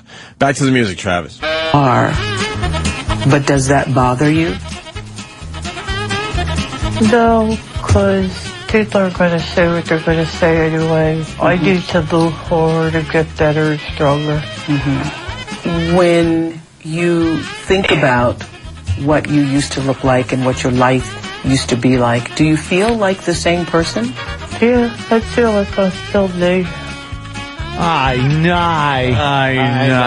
am officially ashamed of the show. Yes. I never thought I had like a point where I would reach. And that is it. Well, let's say hi to Sharon Osbourne. Sharon, a pleasure. Good morning, boys. Hello, Sharon. Sharon. Yes, this deer was blessed with the ability to breathe and beaten with a monkey stick. Monkey stick. Well, you better keep your Punching out. You better punching out. You better keep your mouth shut. Let's say hi to Alan in North Carolina. Alan. Hey, boys, what's happening? Hey, buddy. Hey, I heard after the show, she told Oprah that at least she didn't look as bad as Susan Boyle. What's it out, boys? A twofer. Wow. People are confused. I love you, but you've changed, you little compassionate bitch. I was the one that fucking encouraged the circus music. I just couldn't watch it yesterday. I had a tough time watching it. Yeah, that is really Why is that hard. not, cool to admit? The next Oprah clip. You got another song maybe, Travis? All right, good. What does your face feel like? Because you have this this bulbous, like I understand that part of your leg was grafted to create a nose for yourself. So does that feel like it's hard to breathe, or? I can't breathe through it like Yeah, you can't breathe. No. And they, as I understand it, were able to create a mouth. Oh, yeah. What do you now look forward to for your life? As I understand it, from the clinic, I'm not a candidate for hands transplant because I have no eyesight. But I'm hoping somewhere along the line I'll be evaluated, and that maybe when I get a face transplant, the hand transplant will be doing it because they have to be done at the same time for the same donor. Wow. I would just turn into chimp serial killer. Oh, yeah. I would just go around. But you can't I don't know, see him anymore, though. Yeah, that's true. How would you get to him? I'd get like a partner. Partner in crime? Yeah, and then they would kill the chimps, and I would figure out how to hold a knife with my feet and stab the chimp. I would be so angry at chimps. I need help finding something. Horrible. Oh. We have another clip here. Oh, really? Yeah, we do. Oh. There will be a time, hopefully, in the near future, where you'll be released from the hospital and you'll be able to move out into the world and live somewhat independently, never alone, as you said. And there will be people who will see you on the street or getting out of a car or in a mall or wherever, and they won't know quite what to do or say or how to react. What do you want to say to those people? Boo. I'm the same person I've always been. I just look different. you know, and there's, you know, things that happen in life that, you know, you can't change it. You know, it's a tragedy. Pretty much just saying shit happens. Well, God bless you, and happy birthday. No, he didn't. Much. Happy birthday. It was nice. Nice, nice. Thank you. Thank you. It was nice. Thank you. There's that one thumb. Holding on to that one thumb. It's great. One little piece of me. A little piece of you. Ring, ring, ring, ring, ring, ring, ring, banana phone. Oh, no. Ring, ring, ring, ring, ring, ring, ring, banana phone. Oprah doesn't know how to end the interview. No. Why would you wish her a happy birthday? Happy birthday. There will be no more happy birthdays for that They're one. just birthdays now. Yeah. They're just never happy. fucking birthdays. Not happy ones. Wow. So, what'd you get for your birthday? That's what I'm trying to think of, too. Yeah, what do you get somebody that has no face? No face. Well, let's say hi to Tony Danza. It's a pleasure when Tony calls our show. Tony! Hey, hey, Jimmy, how you doing over there? Hi, Tony. Hey, Tony. Listen, I just, thoughts and prayers to the monkey-faced lady. Thoughts and prayers. Thoughts and prayers. Let's go to Joe in Queens. Joe. Yeah, guys, come on. Really, be nice. I mean, stop rubbing it in her face. On and out. See ya. Oh, boy. Oh, what are you going to do? What the fuck is that about? I don't know. We should send her to have an argument with a black Columbia professor.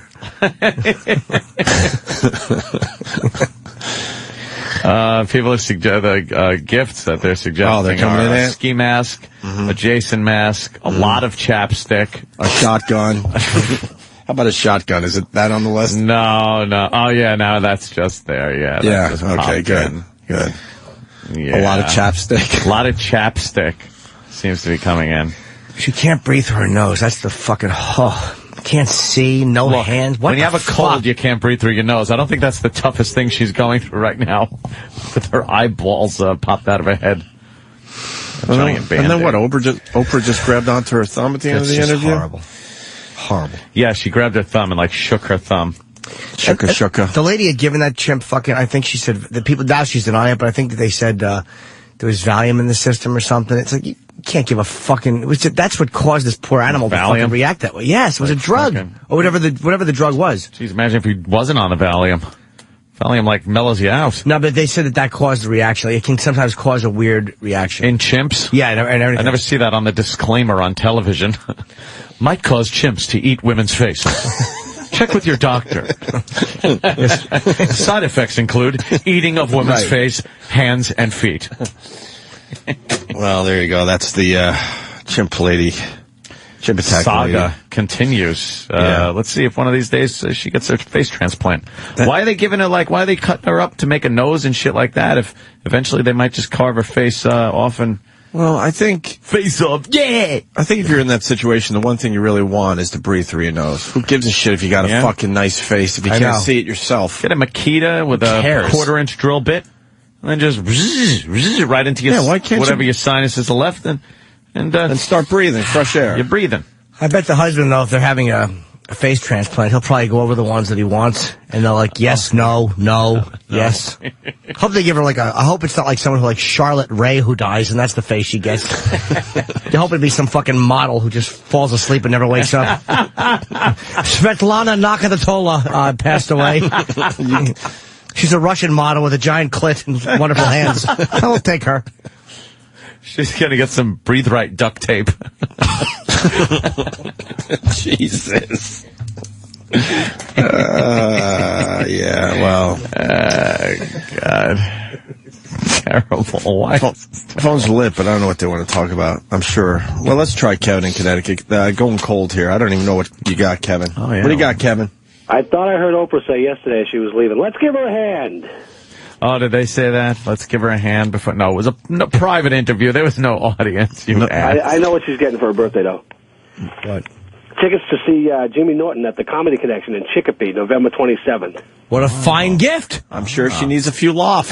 Send her out there, and we'll give her half price. I won't comp her, because ticket sales are slow in Chicopee. But we will give her half price. We should have See you there. Nice of I'll you. see you there, Jimmy. All right, buddy. Thank you. We should put out a press release that you're giving her 2 almost free tickets to one of your shows. We're giving in her the very 2 near half-price tickets and a free soda. What? Why don't they just? Here's what they could do. They could just smack one of those plastic with the metal dust in it. Smash that in on her face, and then she could just draw the face. Oh my like God. That guy with the magnet. Right. Or just use like an Etch-a-Sketch. She could put an Etch-a-Sketch on her face, and then just make a big square face. I would just wear Halloween masks all the time. Halloween must be great for her. Yeah, just she'd win. She could clean up at parties all around. Just schedule it where you could go to these parties with one party best after costume, another. and then they'd be like, "Oh my God, that's fantastic!" And she walks out with cash. Gosh, what a living hell. Woolly Willy. She could get the Woolly Willy thing and put it on her face and make expressions and facial hair. Jesus. And whatnot. Let's say hi to Bill in Alabama. Oh, Bill. Oh, boy, coffee. I would like to step up as an ONA listener and donate my daughter's Mr. Potato Head doll to this league. Oh, boy. See, that's a little wrong. Thank you, Bill. That's terrible. We got another weird story. We could, do a back-to-back, belly-to-belly here. If you got anything else on the chimp attack lady, keep calling. The 12-year-old girl. We got this video there, Danny? This is a big story, too, but not as big as chimp attack lady today. But, man, what the fuck is this? This is like some kind of wacky medical phenomenon. She sneezes. Yeah, 12,000 times a day, and the doctors cannot figure it out, and they can't stop The it. fuck is that about that they can't figure it out? They don't know. They're not feeling any worse, and they're probably not really feeling any better. Almost sounds like it's part of the routine here. She sneezes roughly 12,000 times every day. Right now, a follow-up on a unique story that has a lot of 10 on Your Side viewers stepping up to help. We first introduced you to 12-year-old Lauren Johnson last night at this time. She was perfectly healthy 2 weeks ago, but suddenly began sneezing, and now she just can't stop. On your side's Katie Collette has been working this story. Katie, is there any idea yet what may be causing this? Alvita and Tom, Lauren's mother tells me there is one possibility. Now, that possibility is called an irretractable psychogenic disorder. It's caused by stress or your brain possibly misfiring signals. The Johnsons' concern? It's so rare, there's no known cure. Since we first introduced you to Lauren Johnson, her condition is the same. It's not like I feel really, really sick. It's just the sneezing. This sixth grader can sneeze anywhere from 8 to 16 times a minute. A medical mystery to doctors and her family. Wow. Shit. Oh, the mother. Look at the mother. Why so long in the face? Sorry. So visual and so cruel. That's no way to make fun of Meredith Baxter Burney. What could we do? The young girl looks like a young Drew Barrymore. She's very cute. She's beautiful. Yeah, She's just getting snot on everything. No, she says it doesn't. It's not like snotty or runny. Something's She got to be just spraying sneezes. out. No, maybe saliva out of her mouth. It sounds wet, her sneeze. Well, it's probably out of her mouth. You ever sneeze out of your mouth, kind of? You go like, yeah, and you get a little spittle going everywhere. It's a little spittle. Here's the second part of the story. Our number one priority, obviously, is to find out why a perfectly normal, healthy girl, mentally, physically, can be fine 1 minute and have chronic sneezing the next. With allergies ruled out, Lynn Johnson says she and her daughter visit several doctors a day, neurologists and ENTs who eventually send them to psychotherapists. But once they get there, they send us back to the medical practitioners because they say Lauren's a well-rounded girl. There's been no stressors in her life. There's been nothing. She's not an attention getter. Yet Lynn says a neurologist told the family this morning Lauren's condition could be irretractable psychogenic disorder, triggered by stress. There's less than 40 cases, ever documented, ever in the entire world. Even more concerning for the Johnsons? Nobody really knows how to treat it, what's going to work, and even in cases where it might have worked or turned the sneezing off for a while, a lot of times it comes back again. Lauren, aware of the challenge ahead, trying to live the life of a normal 12-year-old, knowing right now she's anything but. 3 or 4 doctor's appointments today, but whatever it takes to get me to stop sneezing. All right, look, man, the news is no better than us because during that entire clip, they made sure the girl was close enough that they could get a bunch of sneezes on their newscast. Why wouldn't they just interview the mom separately? I know. They want a lot of those sneezes. They had her in the background. We weren't playing a sound effect over the mother's interview. Every time the mother talked, the little girl was sneezing. They didn't have to do that. That they could have easily avoided that. Thank God kids aren't cruel at school. I'm sure she doesn't take any flack for that. Well, we got some people checking in on this one, too. John in Atlanta. John. Hey, you think she sucks at hide and seek? All right, that's why we got the funniest listeners in radio. That should be acknowledged every fucking day.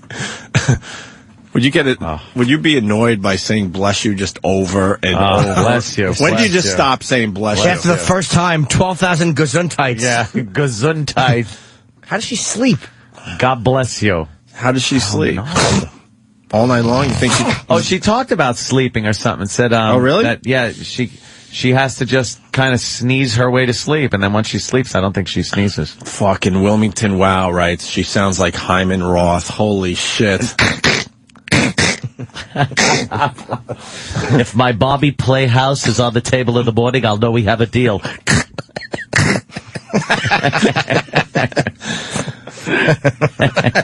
answering the phones today? Why are they really slow? They're really slow at getting people up here. Who's it? One of our interns. Oh, see, it's so obvious. Take the gummy bears, pass them around, let everybody have one. Every phone is lit, and we got one guy that I know what he wants to say. Who's on the phone? Who's on the phones? Dude, come on. We're switching it up right now. You gotta switch it up. Who was it in there? I was our wonderful intern, Graham, who won't be doing the phones. What the fuck, Graham? Is Graham the creepy one with the fucking Roman hairdo? Yes. Roman hairdo. How hard is it? We got two great fucking stories. What Just is answer the Graham? phone, ask them what they want, and write it down on the line slow? here. Yeah. Is he a slow typist? He sucks, right? At this, yeah. Yeah, no, he's not good. Is Graham an idiot, or is he just why a is bad he on the typist? phones? I think a little of both. Why is Graham, you stink. Poor Graham. All right, let's say hi to Travis in New Hampshire. Travis. I think you boys have found a new drinking game. Everyone grab your beer, and here we go. Punch it out. Oh, yeah. I guess he was implying you drink every time she sneezes. Well, let me take you inside the show. That was the only one that was screened, so I had to go with this. Yeah, I know. I knew it was going to be bad. Graham has hit the emergency brake. He pulled that cord on the show that just hits the brakes. See how it works. We present, try to throw some funnies out there, and then we continue with the funnies from the listener. Then you hit the callers. It's all nice. I think she'll grow out of it, I bet. Just grow out of it? Yeah. I bet it's one of those phases like when kids have ticks. Not like insect ticks, when they're like twitching and shit. Yeah. I had a very twitchy thing like Jimmy had. I was very twitchy. Were you a twitchy kid, Jimmy? I couldn't have twitched more if they threw me in a twitch machine and gave me twitch soda. Yeah, I was kind of twitchy. I was like blinky guy. I would blink a lot. Oh, sweetie. I was blinky. So I was always very nervous and scared. Really? You blinked a lot? Yeah, I was blinky guy. You know those kids that just would blink? That was me. I was blinky guy. But that was when I was a real, elementary school and stuff. Then you grow out of it. Who's on the phones now? Because now it's not much better. I wouldn't Now it's Butcher. Come on, Butcher, let's go. Let me tell you something. This has to do with sort of what we were talking about earlier. I would not give a flying fuck about Sneezy Girl if she wasn't so cute. If she was a black girl? If I didn't think she was just a cute girl. All right, let's just go with ugly. Okay, so... No, I'm not saying that. Yeah. No, I'm just saying in general. If it's an ugly kid... Who cares? Does the news do a story on her? But it's terrible. She's adorable and she sneezes. Yeah. I feel bad for her. It's awful. Trucker Doug, go ahead. Good evening. Hey, Doug, go ahead. How great would it be if those were farts instead of sneezes? Punching out. Or what about if every time she sneezed, she farted? Just a fucking mess. Uncle Sully writes, I called a few hours ago, and Graham asked me how to spell Spitzer. No, he didn't. Oh. No, he didn't. Wow. He's not that good. Can we have Graham for 1 minute here, please? Just 1 minute. He left the room, so. Well, go He's right. Graham. Yeah. Come on, Graham. Is it him? Get in here, Graham. Here comes Graham. What happened, Roman Graham? hair. What happened to you? What happened, Tiberius? What happened? What happened, Damien? You felt the pressure in there? Did you feel bad when your friend Mark collapsed in the snow? Come with me, Mark. Okay. All right. Well, I was doing calls since this morning. I think I was doing a good job for the first segment of the show. You think? And there was a lot of great chimp lady calls. Yeah. And then I just kind of got a slew of mediocre calls. I was trying to go through them, and I didn't want to. You blew it. I blew it. I didn't want to put any of them up if I didn't think that they were winners. No, the problem I had was how slow you were answering the calls. Yeah, it was very slow. If you got 10 phones ringing and only one, we only know what one person wants to talk about, that could be a problem. We like to pick and choose. I understand. I was hanging up on a lot of people. You were. Yeah. I didn't really see that. Well, I was going through them as quickly as I could. Maybe I'm not very good at it. I apologize. I don't think you're very good. Yeah, let's get the word maybe out of that. Yeah, things like that. I think maybe. I'm going to have Charlotte Nash typing in the information. I consider myself... Hold on. Thank you. Let us enjoy the laugh, Grant. Jesus. I'm sorry. I love you, Jimmy. Thank you, sir. I consider myself like the Rudy of the phones. It's like I've got a lot of heart, and I try really hard, and maybe. Yeah, we know what. If Great, you could we'll put you in for one call. Yes. That could also make you the Bill of the phones. Andy Rooney. This show hates the Rooney. Andy Rooney. You ever notice I'm retarded? I run a coffee shop at a school. Do you ever notice when you get lost and call for Sister Sarah, how she says, beat it, genetic malformity? Says her name was Ida. Could have sworn it was Sarah on Florida Street. We hate the Rudy story on this show. Yeah. I'm not inspired. It wasn't movie-worthy. Not inspired. Some jerk-off who makes a tackle at age 58? Fuck him. Age 58. Fuck him with a stick. See, what happened was the chimp calls pretty much ran themselves. Yeah. Everyone can comment on the chip. There were a lot of great callers. The race call, when we had the race discussion, again, very easy. It's very, thing. And then we switched it around. Sneezy Girl, kind of a little more difficult to weed out the good from the bad. And, you just, no, you weren't cutting it there. I'm very sorry, guys. You went to a level. You should have stayed at a certain level, and you were trying to level up. And it was very noticeable that you really just sucked at it. Yeah. Well, I don't know what to say. Extremely noticeable. I will try. So harder. noticeable, I would just leave. Yeah, I would just the building. And not come back. Yeah, you should probably just go. Yeah. Can I have someone sign my internship form? I need credits. Internship form. Sure, I'll be happy to sign that. Here, hold on a second. Okay. It's a great time to have a fart. You just got Jimmy's stamp of approval. Thank you. Oh, come on, just enjoy it. Just do what I do. Eat eggs every morning and you can't tell the difference. True. Let's say hi to Nick in Alabama. Nick. Now go home and get your fucking shine box. Nicky. How you doing, guys? Good. I heard this girl's dream is to grow up and meet a little boy with Tourette's who keeps saying, God bless you. That would be, what a pair. Very good. God bless you. Thank you. God bless you. Thank you. She was on the Today Show also? Oh, fuck. Let's get more sneezing audio.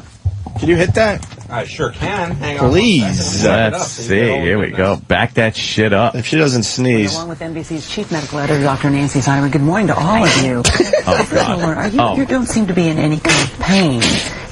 Does any other part of your body hurt, or is it just the sneezing? No, it's just primarily the sneezing. I'll get maybe a raw nose, some little tissues, but that's mostly it. Mm-hmm. And this all started, you had a head cold along with your sister. Let me see if I've got this right. You basically were sneezing then, but not so much. You went to a sleepover. You felt better not to go to a sleepover. And then when you came home, you came back sneezing. What What did you Wouldn't notice? you yell at her? Did you realize that something? Just stop fucking sneezing. As the interviewer, you After she had the would cold have to and yell seemed at her. feeling better for a day. You know, the sneeze with the cold was a normal productive sneeze, and she came back from having a sleepover. It became a rhythmic, non-stop chronic sneeze. That's when we first really became alarmed a few weeks ago. So something like 5 sneezes a minute to maybe more than that, maybe even 10, 20 sometimes? Yes. And so the average is you know, you have an average for that, but then that's kind of accumulates something like 10,000, 12,000 sneezes a day. Why is she on the news? Which is miserable. That's the theme for today. Why is she on the news? Is this news? It's because she's cute, You've little not girl. been able to go to She's school. a cute kid. It's a If she was sideshow. ugly, they wouldn't. You would pay good money at the circus to watch this for 5-10 minutes, wouldn't you? And is there anything that causes you to sneeze more versus sneezing less? No. It just depends on what's happening. You can't. I guess control it by- interviews really get her But you sneezing. have been able to sleep, which is a godsend, right? You can get some rest. And what are the doctors telling you? They say they have a couple ideas, maybe that it's an intractable psychogenic sneeze that she can't control, but they can't Give her a find any lobotomy at stressors the or any trauma or sneeze anything center recently in of her the life brain. that could cause that. Well, Laura, let me ask you about that. It sounds like there's some worry that maybe something might have happened to make you want to sneeze. Is there anything that you can think of Uncle Paul. that happened to you that made you? Yeah, it's probably to. What did you do, Uncle Paul? It's probably to keep the uncle away. Yeah. I can't think of anything. You can't think of anything. Nancy, you know, you And she's this not is a one of the very worst rare sneezes thing. ever. I mean, maybe 40 cases, I understand, maybe. Is it like hiccups, you think? Known. Like a weird probably. form of hiccups? Well, I think we have to just sort Same of step shit? back for a second, and it's Step always back to get out of the very way of the difficult mist. when a family's brave enough to come on national television and sort of go through this. Brave but if you enough? peel back the layers of You're the a sick onion, mother. and you watch her, she's sneezing through her mouth, not a real, as you said, as Lynn said, not a real productive sort of nasal sneeze, which raises the question, and we talked off camera, so this won't be a surprise between the two of us, that perhaps this is more like a tic. You have to think things like Tourette syndrome. There's things like Munchausen syndrome, where people sort of make things up as a secondary gain, attention. Unusual for something like this, because with Munchausen syndrome, it's usually belly pain, chest pain, and you want people to run tests on you. But children who can't stop, and it's not that she has chosen not to stop, she can't. It is now an involuntary tic that has taken over her life.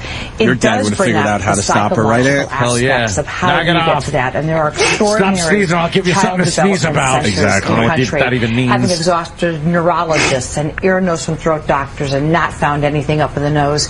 You have to then take the next step and say, okay, what is there going on that has a psychological basis that you can She then looks zero very in on and tuggy treat? and nervy. But you know, it's also true that if there are only she's tugging at her sleeves. cases that maybe find a She must go doctor through a that lot has of treated that sleeves. case Oh, my might be- God. But Annie, I just don't think this is a sneeze. Doing our laundry? So I think once you say, and you don't think it's a classic sneeze, then you have to say, what She's is in it? the room. Classic sneeze, you sneeze, your eyes close, and you have some spray out of your nose. This is more coming out of her mouth into her hand, and it's involuntary. You can tell there's a rhythmic aspect to it, and that brings up the idea One of of a the tic. reasons why you wanted to be on TV is because you hope that somebody who's watching might be able to help you. Jesus and you Christ. want them to help you because you want to. I understand Elzar you really Cowie. like school and you miss your friends. Is that right, Lauren? Yeah. So, what do you have to say about I wouldn't know any would it be to share an 8-ball with her. Here, what did you do? All right, here's another line. Let me put a line out for you. Teachers come out. Yeah, your turn. Oh, God, it's all over the fucking table. I think we should All right, say, hold on. height of the craziness of flu season. All right, here's a This nice is not big rail. contagious. Her friends should come come on. over to the house. She can travel everywhere. Yeah, This there it is is. not That's yours. sneezing on everyone. Oh, look, This it's is a all over time the when place. this Damn man it. needs support, and very Very important. point. Very good point. Well, Lauren, I hope you get that support and you get to hear Lynn from somebody who's listening. And Dr. Nancy, thank you. You bet, as Annie. always, helping us. And by the way, if you have a suggestion that could help Lauren from Stop Sneezing, you want to hear Come on, from you, so you sneeze. should log onto our website, which is at Oh, they must have turned our mic off right when they went to her. Yeah, because they don't want her to distract the plug for the website. Yeah, the website. Yeah, that's when they turn her mic off. www.com. What? At least you know what you get when you listen to us. This is fucking news. They're a bunch of phonies. Another sideshow to get the ratings up. Yeah. It absolutely is some kind of. This is like one in, I would guess, a million. Oh, no, I bet you there's less than 10 of these people in the whole country. Perhaps! They said the odd. It's so rare that there have been 40 cases ever diagnosed. Since That cavemen? sounds like a nervous tick, though. That's right. That's like so weird. That's like going, nah. Like, because I have a nervous tick that I try not to do on the radio, and that's it. What is it? In my private life, I do it 3 to 4 times a minute. so, can't give this guy credit because he didn't write his name. Sounds like walkie-talkie. Oh. I think I have a cure. Yeah? Yeah. All right. What do you... There you go. Sneeze over. It's not a good cure. Why? Well, old school dads would do that. There's somebody else with a tick. Ush, ush, ush, ush, ush, ush, ush.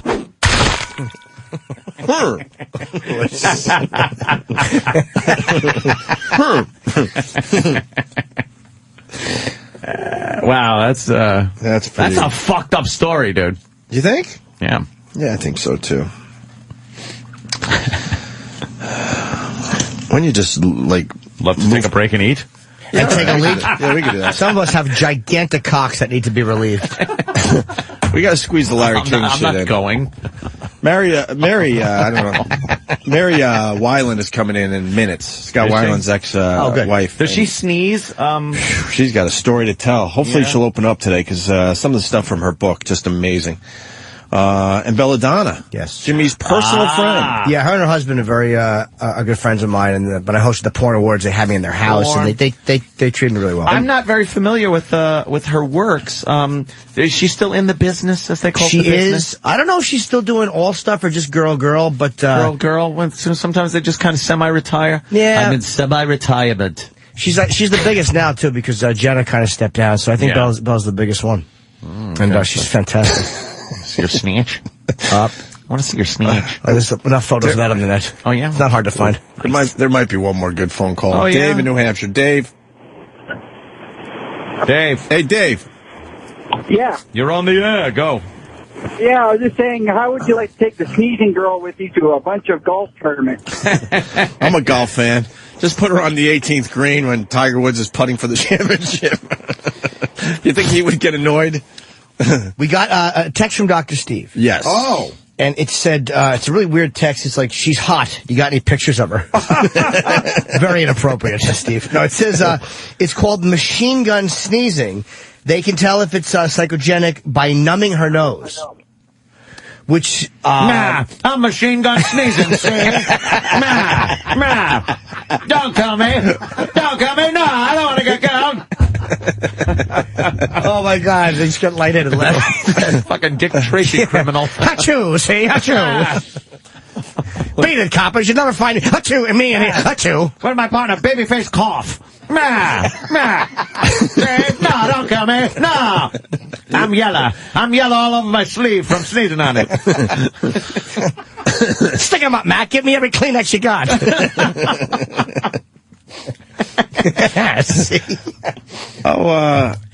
Rob on Long Island. Rob, you got more on Dr. Steve? We'll go back to you in a second. No, that's all. Okay. Rob. Yeah, doing the 8-ball with the sneezing girl, sneezing it all off. Karen, what did you do? That's all we had. What did you do? You sneezed it all away. They were gonna fight it, Henry.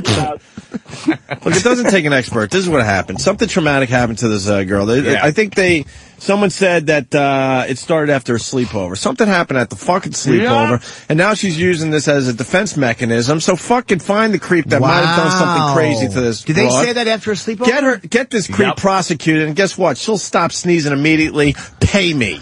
Thank you. Dude, I didn't catch it. They said after a sleepover? I believe so, yes. Oh, man. Something traumatic happened to this little girl. I see you've brought some NyQuil and condoms. Yes. Why don't you sit down over here? Hi. Yeah. What do you think? Sometimes it's obvious what it is. Steve said if she stops when the nose is numbed, it's physical.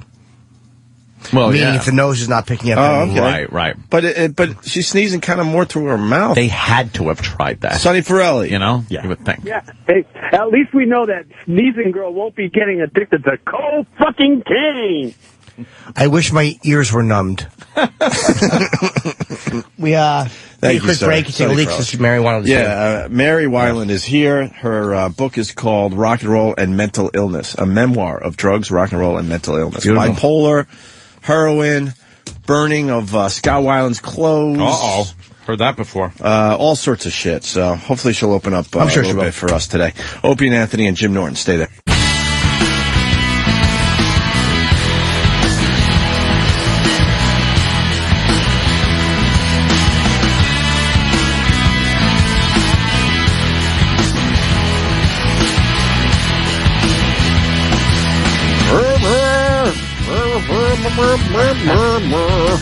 I feel like it's karaoke night down in the basement. It feels weird because I don't have a buzz on. Yeah, what the Opie Anthony, Jim Norton, and Mary Weiland entering the studio. Hi, Mary. Hi. Welcome to the Opie and Anthony Show. Good. Pretty good. You got a new book called A Memoir of Drugs, Rock and Roll, and Mental Illness. And, wow. Yeah. You're being very open in this book, which is very refreshing. Isn't that nice? Talking about being bipolar, talking about heroin, talking about your ex, Scott.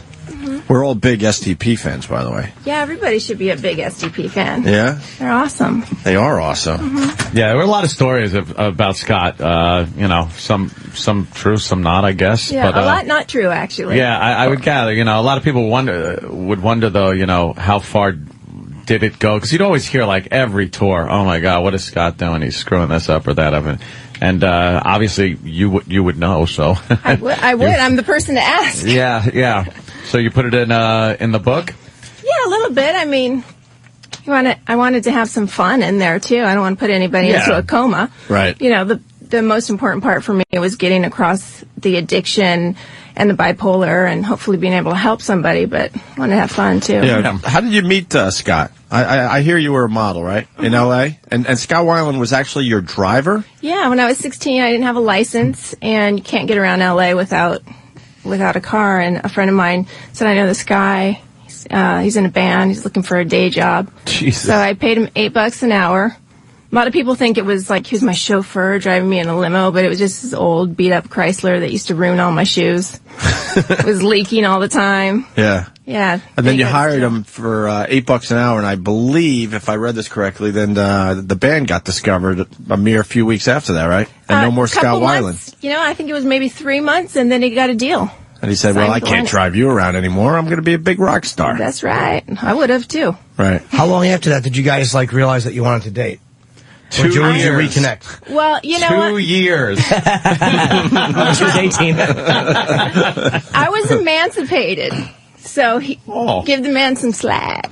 Oh no, I'm just saying. Hey, No, believe me, he's- you ain't catching any flack from me on that subject. You only knew. Yeah, no, I knew. The minute I was introduced to him, I said, I'm going to marry that man. Wow. But how much longer before you started dating? Well, we hooked up about a year later in Okay. London and always kept in touch. And then he married his longtime girlfriend for a minute. And then For a minute, yeah.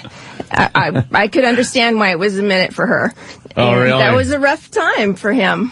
Right. And we hooked up again. We reconnected after that. Now, were you doing heroin when you met Scott? No. Did he introduce you to the heroin? Yeah, he did. I mean, I was no angel. Right. Jimmy's I- a very sweet boy. Isn't he sweet? I just feel that a guest should have water in front of him. Yes. That's Good. my I've motto. been spending so much time talking about myself. Not only am I over myself, but I need water. That's what I provide. I'm horrible in bed, and I don't make a lot of money, but I'll give a beverage to any woman who asks for it. You're kind. This book is a great read, but so Scott introduced you to heroin. Can you talk about that a little bit? Yeah, like I said, I was no angel. I had already discovered Coke and Jack Daniels. And good combination. They're a good combination. Wow. for they not cancel each other out. Yeah, takes the edge off. Yeah, I mean, I went to rehab once, and then after that we reconnected. He happened to be in the same rehab that I was going to, and we spent some time together trying to both be sober, and we relapsed. And not too long after that relapse, I tried heroin. And honestly, the reason why I tried it, I thought it was going to be a one-time gig.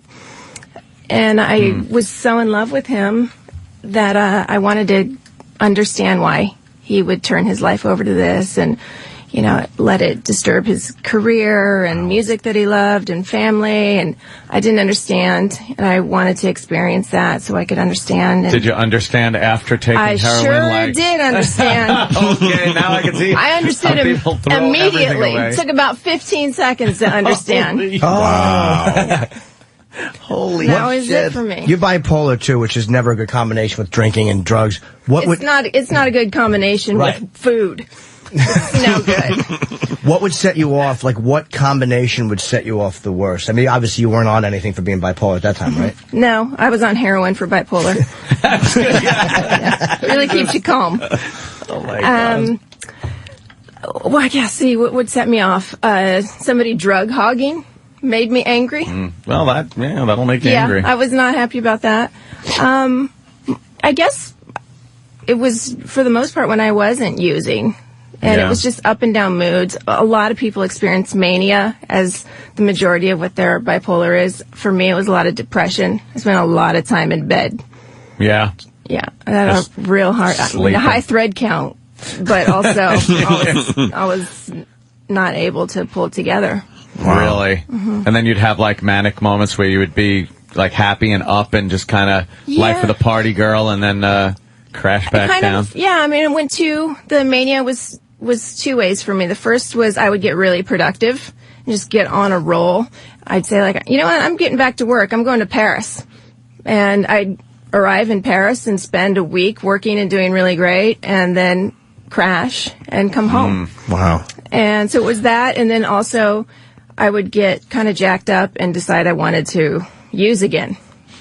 Wow. Because I wanted to calm myself down. And getting back to it, when you met Scott, was he already on heroin? No. And so you saw him go from this guy where he had all this success and people loved him, and then he started just blowing everybody off, his family and friends, and obviously the bandmates after a while. Yeah, I mean, you go into a whole nother dark place when you enter that world. What made him get on board the old heroin? You know what? I think that he had the same intention that I did, that I want to try it one time. Apparently no one just tries heroin once. Yeah. No. It's, I haven't heard of one person saying they just did it that one time. Like, I'm just going to try sex once. Yeah, right. You can't remember that feeling and go like, not going to do that again. The cover of my book, that picture was taken on the day that Scott first took heroin. Wow. Or tried heroin. I don't know if he took it, but he tried it. Really? Okay. I got to say, you got some nice gams on you. She's beautiful. Holy shit. Mary's beautiful. Nice pins. Nice everything. You kidding? And it also says you tried suicide in high school. Now, how like, because I had my episodes too, drinking, drug, all that stuff. Did you ever go to rehab? Because we may have been together. But I'm much older than you, I think. I looked started terrific. early. I went. So did Jimmy stopped early? I stopped when I was 18. I went to rehab. Yeah, look at her face. What? Exactly. Because most of us started. just getting started figuring out. No one thinks they have a problem at 18. In my world, no one thought they did. Everyone has a problem at 18 if you're drinking. I understand that, but Jimmy knew that. That's why I'm saying That's this. amazing. He just I'm always knew. jealous when I meet people that were like, I pulled it together at 14. Right. Jimmy just knew. Nah, but it was Jimmy obvious just it knew. had to happen. But it was a phony suicide attempt. It was the wrist slicing, but not really committed. It's more I wasn't committed in high school. Was it more the attention seeking, the suicide attempt? Actually, I can't remember if it was high school or no, it was junior high. Or was it a real attempt? It wasn't necessarily an attempt. I didn't want to die. I just wanted to sleep for a long time. And I knew that medication made you sleepy. So I assumed that I could sleep for a long time. silly thought, but I was in junior high, so I didn't have a lot of good thoughts. How were you saved? I was in class, and my science teacher knew something was wrong. She sent me to the nurse's office. They figured out something was wrong with this girl and sent me to the hospital. Wow. That gives you some rep in school when they got to drag you out of, the ambulance. Yeah, actually, comes I got my rep in school when police came and arrested me and took me to juvenile hall. Nice. What was that about? That had something to do with your mom, right? Or your mom's boyfriend? Yeah, my mom had started dating this guy that was he was a fucking jerk. And why was he a jerk? Was he abusive, or was he just verbally abusive, or physically? He came home one day, and I can't remember what the circumstances were, but he picked me up, like, over his head, threw me to the floor. And I went to the hospital. I was fine, but I told my counselor at school they have to report it. And police came, they talked to me, they went and talked to him. Of course, he said that I was threatening him with a knife and chasing him, and he was defending himself. And so I was arrested for assault with a deadly weapon. Wow. And your mom took the boyfriend's side, obviously. You know what? She wasn't there, so she didn't know what happened. But, I mean, But she she didn't should take a listen to her side. daughter, no? Well, here's the deal. I was a rotten teenager. And So you could have actually done that, like, as far as... No, actually, I wouldn't have done that, but she thought, like, they were going to send me to juvenile hall, like, drive me by and freak me out. Yeah. She didn't realize that I was going to get an outfit and stay, you know. Yeah. So, Must have looked fabulous on you. Oh, it was gorgeous. It was gorgeous. It was like a bra. Felt like it was made out of styrofoam cups. Right. I love that. It was a good look. It was a really good look. So you went to juvenile hall, and being bipolar, and I don't think I am. I maybe, I don't know. Everybody is. Yeah, it's possible. I was about to say that. I have no doubt I have a little of that in me. Yeah, you're fucking quadpolar. But you and Scott was also bipolar, and it's like, it's never a good combination. That's a bad recipe, you think, Jimmy? Sometimes it's a bad recipe. Sometimes it's a good recipe, because if one's up and one's down, or one's up and the other one's fine, you can, hold hands through it and get through it. Right. But if you're both bananas at the same time, not so Well, good. you ended up burning his clothes and a bunch of things happened. But I mean, Hey, a clothes burner. How many years were you married to Scott? 9. You were married 9 years. Yeah, 18 years and then 9 years married. Wait, 18 years. Since we met 18 Okay, years gotcha. ago. Yeah. Wow. And you were married 9 years. Was it just? And by the way, that's like 20 years in LA years. Yeah, I'd imagine. 9 years? Yeah, that's a long time in all years. Exactly. When did it really start going bad, the marriage? Well, we struggled a lot and then had a lot of amazing runs. But just kind of towards the end, we took two different paths, You start out when you get married on the same road, and as you get older and have kids, and you make different choices. And this time it was better for us to kind of go our own way. Have you stopped using? Oh, yeah. I haven't used drugs in, like, 10 years. I like to call it a decade, because that sounds good. Sounds like a long time. But I only stopped drinking about 2.5 years ago. Okay, so you got sober 2.5 years ago, for real. Okay, cool. Yeah. And how about, do you know if he is, or you don't know? I don't know if he's sober, but we spend a lot of time together, and he's always fine. I don't know what he does in his off time. I really doubt that he's using drugs. I don't know if he's drinking, but... You still spend a lot of time together, though? Like, dude, we hang out? lunch. Really? We go on family vacations. We hang out with the kids all the time. How many kids did you guys have? 2. 2 kids. Yeah, together. okay. Do you think if it was, it's hard to be hypothetical and stuff, but do you think if it wasn't for the kids that you would still have some kind of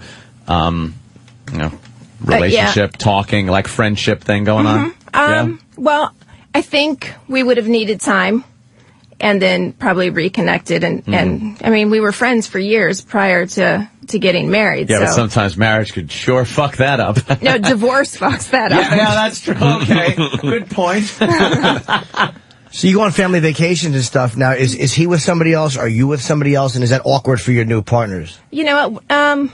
Well, we both date. And we will literally go to lunch and talk about dating. Like, I don't know if she's good for you. You might want to reconsider. That doesn't bother you? It's like Jerry and Elaine. Yeah.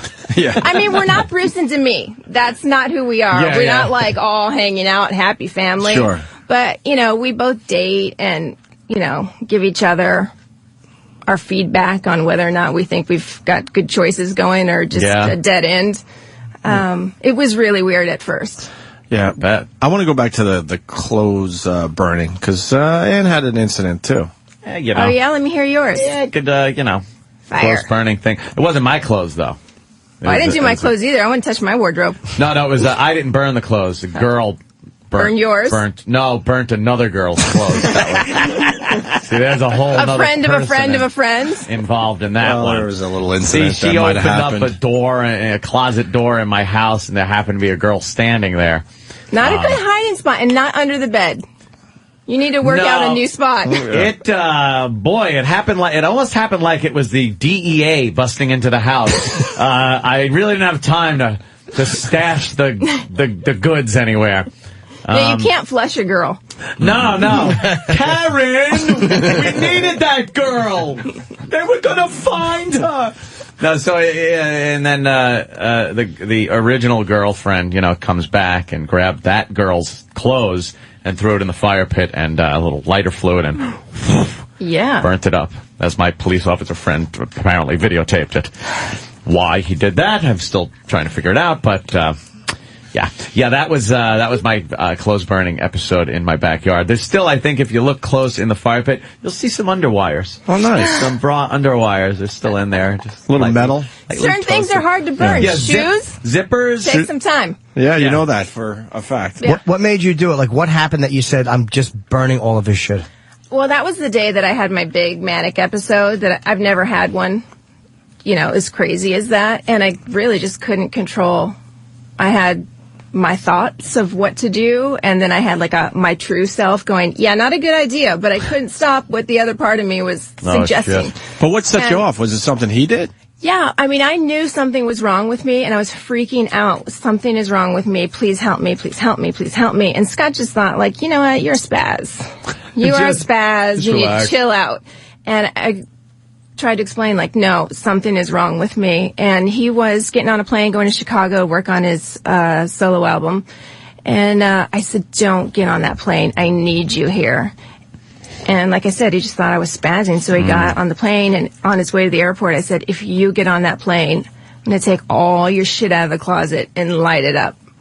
And the minute he didn't answer his phone anymore, and I knew his plane took off, I stick to my word. Wow. So you set his stuff on fire where in the yard? In the driveway. I didn't want to light up the neighborhood. I brought out a fire extinguisher. I had a little bit of sanity. You were safe about setting someone's or Smokey the Bear hat. What was the most valuable thing in that fire? Yeah.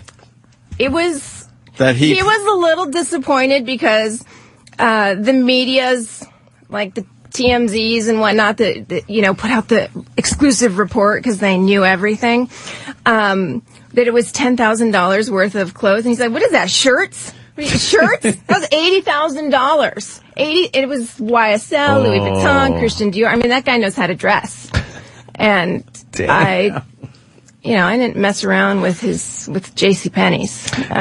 Went for the good stuff. For the goods. Uh-huh. Did you burn anything irreplaceable, like things that were very personal to him, or was there a part of you that knew burn things that are financially valuable, but not anything that is going to really turn him on me? Pick necessarily like that. Grammy or something? I've thrown a Grammy out the window. A Grammy's hit the street before. Holy shit! Fuck your Grammy. I love this girl, man.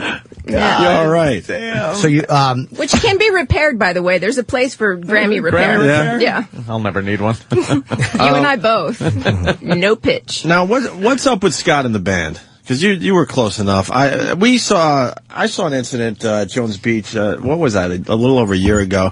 It's very obvious they don't get along. What, Velvet Revolver or STP? STP, when they got back together. They didn't get along. Screaming I mean, he's not. Scott made everyone wait at PNC for, how long was it, Danny? Like an hour and a half. Yeah, well, that's probably because I wasn't there. Everybody loves it when I'm there because I'm like a drill sergeant.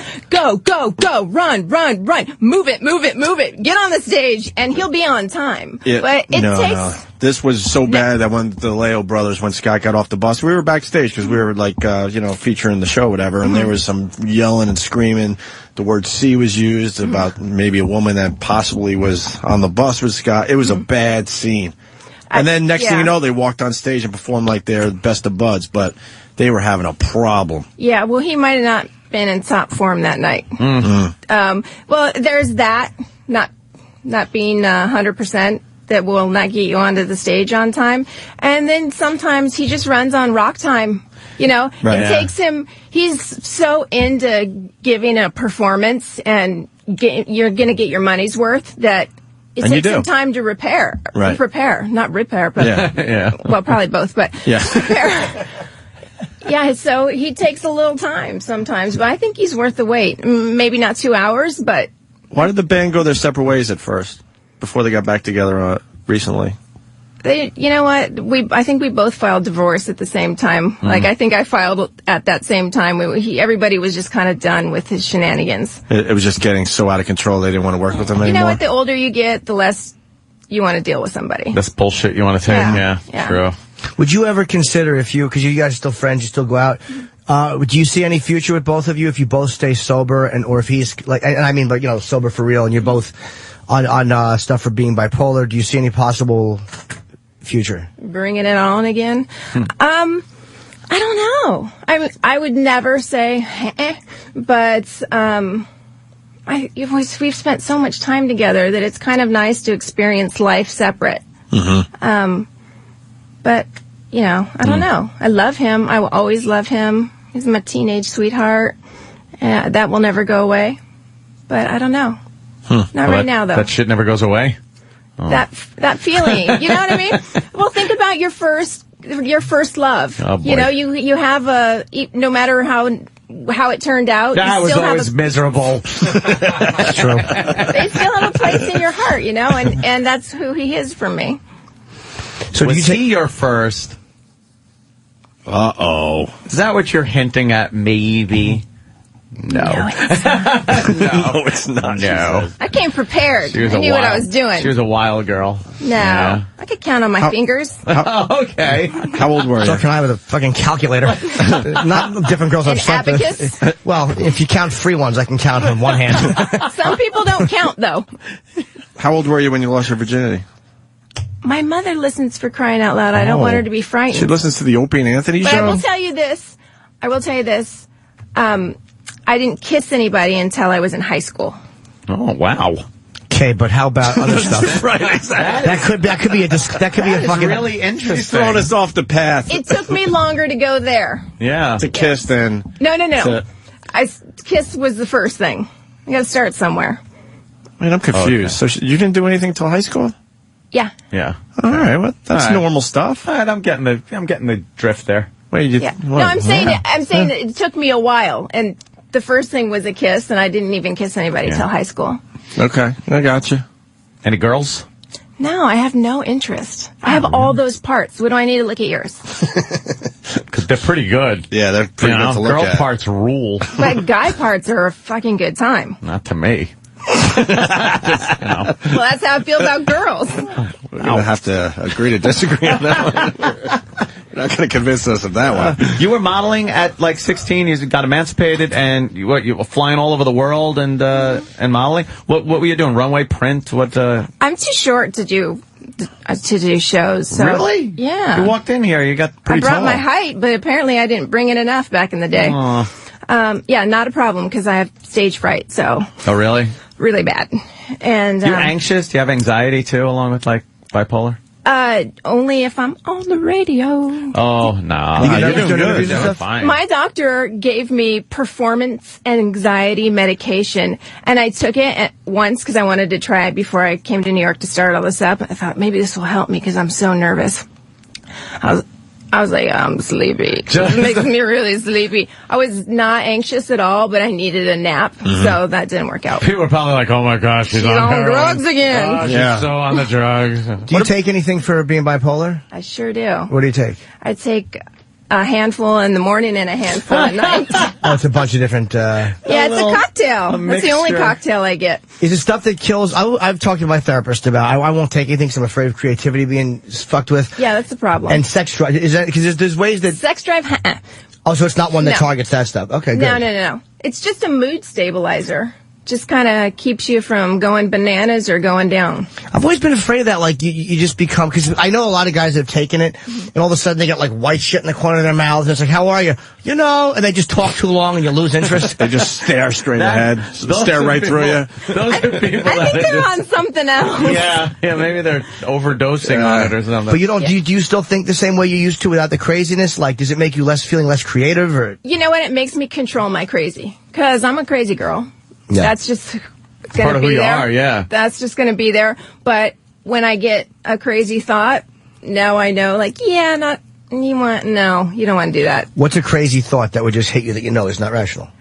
Like I want to punch someone. Oh, really? Yeah. Fuck, that's cool. Every day I get that thought. Every oh my fucking God, you moment walk I out get on the that. streets of New York and there's punchable people everywhere. They're everywhere. Yes. I literally, sometimes I'm in LA, I'm driving, I want to get out of my car when there's somebody slow in front of me, just run up alongside them and punch them in the throat. Punch him, yeah. Oh my God, right?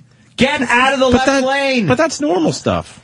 That really is normal. Yeah, but I would act out on that before. Okay. And I kickbox, so I'm going to hurt you. Oh, damn. Yeah. Really? So Jimmy's it's nice a really to- good kickboxer. You want to do a little thing with Yes, Jimmy right now? spar. Yes, spar. Jimmy, why don't you show us your kickboxing? I didn't bring my gear. Me neither. and I brought the body of a mushy man.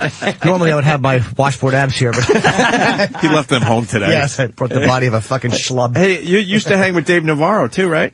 Yeah, I got a lot of good friends. Dave's awesome. Yeah. He's a good guy. He comes across a little kooky.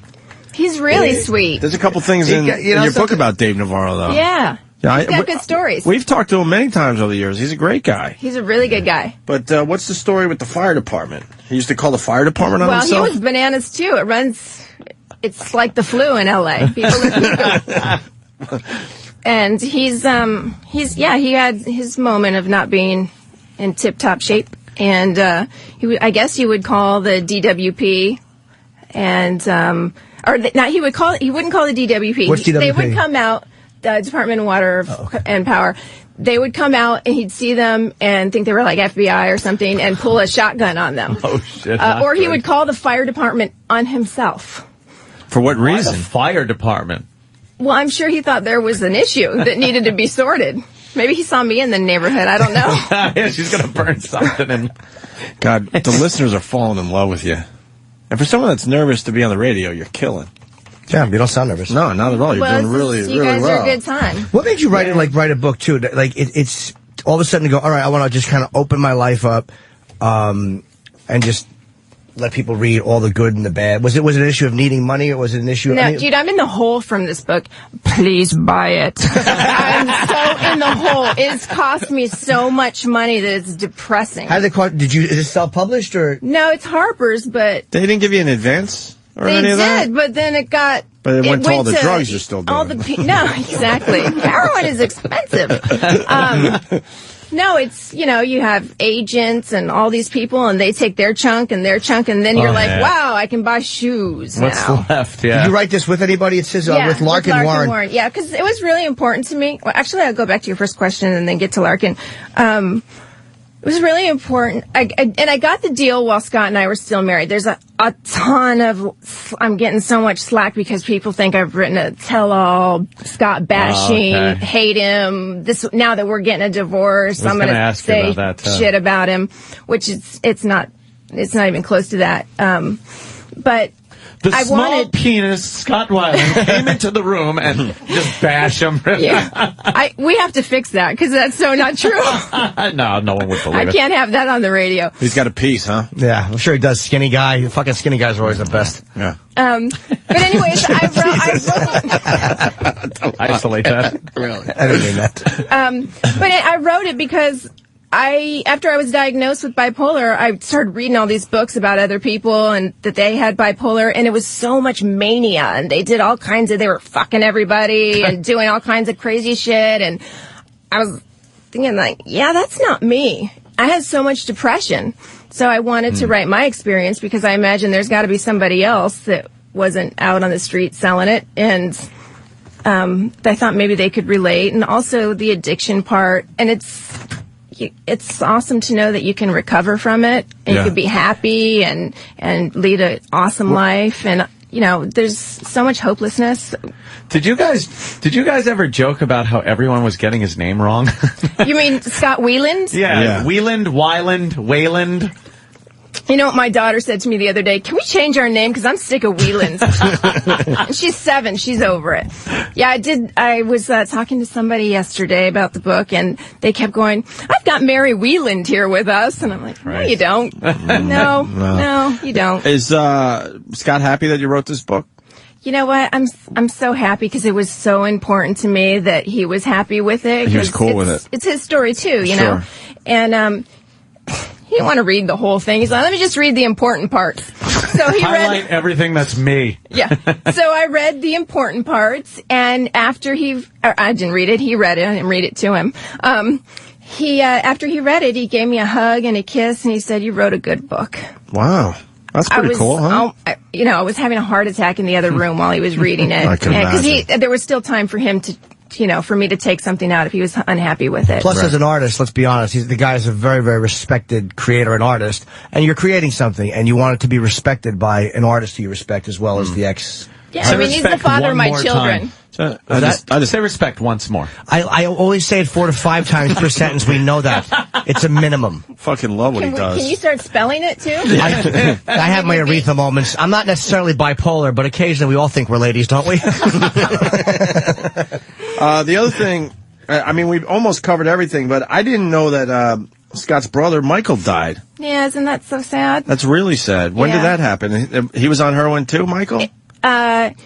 He dabbled in some different things. He died of an overdose, right? Technically, I'll never get the diagnosis right. I've written it in there, but he had a heart issue, and because he used drugs, the heart issue is what killed. Yeah, right. What killed him. And how long ago was that? It was just before I lit everything up, so that was a good year for Scott. Wow. Yeah. And you say in the book, I believe, he never really got over that.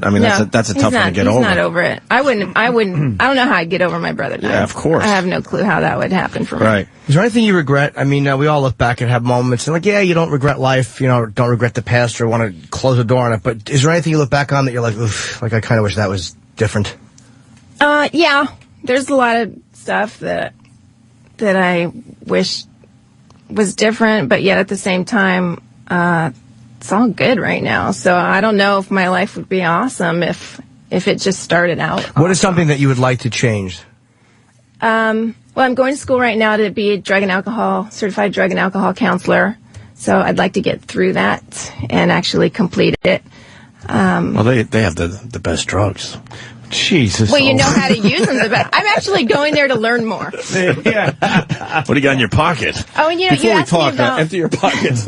You asked me about Larkin, and it was really important for me to have her for 2 reasons. One, I've never written a book before, and I needed some guidance. And the other thing is I wanted to make sure that, what I wrote, and I worked with my doctors and a therapist, that the information on bipolar and addiction was accurate. Oh, right, yeah. But you also got to pay somebody. That's what I was saying. Is you talk about the advance. You got to pay 15% to a book agent. You got to pay 10% or 15% to a manager or an agent, and plus you got to pay somebody who's helping you write. That's where the money goes. Do you take responsibility? So basically, I'm on food stamps right now. I need help, please. Yeah. Everyone's got to buy this book, please. Do you take responsibility for your craziness? Yes. Because I asked that because, well, I'm nice medical jargon. Well, whatever. I got someone that's close to me in my life that is fucking bat crazy, but never took responsibility for any of it. It was always whenever it got tough. It makes for a good show. Okay? Oh no, shit, it does. So just let me. It's an alarm. Yeah, it's my mother, Mary. Just so you know. I'm sure it's my phone. Is that your phone? It might be Scott going. My alarm. Shut up. Please shut it, lady. Wow, what a pompous ringtone. It's not a ringtone. No, that's an alarm. Oh, is it? That's the alarm I use to wake up every morning. Why do you? Yeah, and I shut it off. Oh boy, look at her. But apparently it This was means something. Trust me. No, that's kind of cool though. Look, you get to see a leg. Oh, all right. Turn off your alarm. I'm gonna snooze. No, I don't blame you. No, because my mom pretty damn crazy, never took responsibility, and when the going got tough, it was always like, what do you want from me? I'm ill. It's like, well, that's great, but, it's affecting everyone around you. Yeah, no, I'm definitely take responsibility for all of my actions. I did it. Nobody made me do it. How do you explain it to your kids? They understand that mommy and daddy have something that sometimes they make bad decisions because they have a hard time. When you're bipolar, you have a hard time making good decisions. Yeah. And sometimes mommy and daddy make bad decisions. They don't know a lot because it's not age appropriate. But, my son actually saw Carrie Fisher's book recently, and she's on the cover dressed as Princess Leia. And he asked me what the book was about. He said, is that a Star Wars book? And I said, you know what? Princess Leia is bipolar, too. And you could just see the kid lost like 20 pounds of like, oh, okay, that's good to hear. Yeah, So, someone else. yes, it's just not my parents. Are you scared they're going to be bipolar? No, I'm thinking positive for them. Good. Scott and I always say 2 negatives got to equal a positive. And that works out in math. I'm hoping it works out in childbirth. Fucking funny, man. But at the same time, if, God forbid, they were ever to go down the roads that Scott and I have, the difference between us and them would be our parents didn't know anything. Mm-hmm. They didn't know how to fix us. We'll be able to recognize it, and we'll be able to help right away. You think it was all chemical imbalance with you, or was it something in your upbringing, or? I had a lot of chaos in my childhood, but I think I handled it pretty well. I honestly sometimes you think you did, and then like later on you realize, you didn't. This room was filled with people that had chaos in their upbringing. We are hard. Filled. Except for Jimmy, I think. There were issues. No issues whatsoever, which is an issue if you have no issues. Yeah. There was so much chaos in my family, and so much in Anthony's, and Jimmy has shared it as well. Yeah. Yeah, I mean, my parents were 18 and 19 when I was born. Wow. Not the strongest level of parenting skills, but they did a good job. They did a pretty good job, and you do better when you know better. And I'm not mad at anybody. I love opening a book, too, and just seeing what's the first thing you read. Like, sometimes it's just interesting to see where you wind up. So I happen to open Mary's book, and I think it's page 158. First thing I read.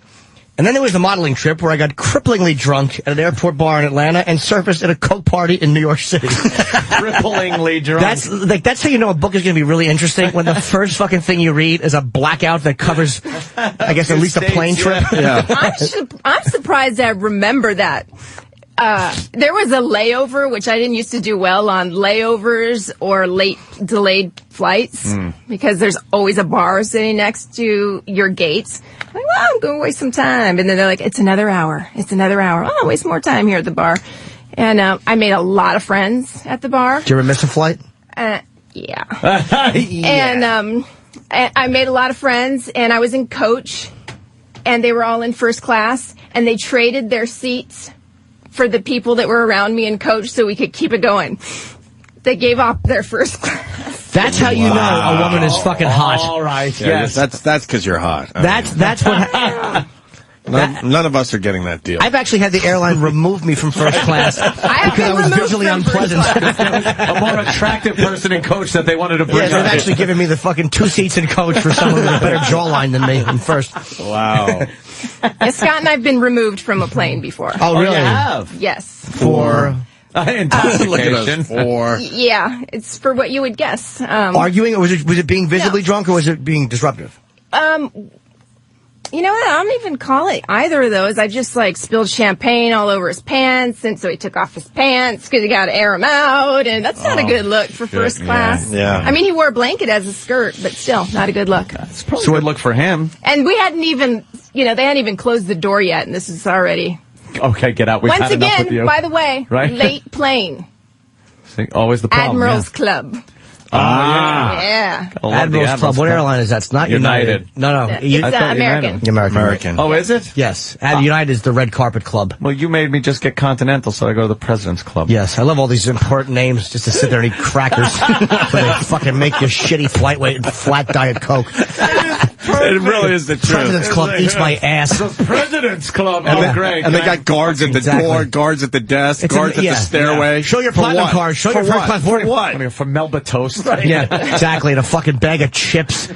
Well, free goodies, an apple. A watered down fucking thimble full of Bloody Mary. It just stinks. Could you tell us one good heroin story?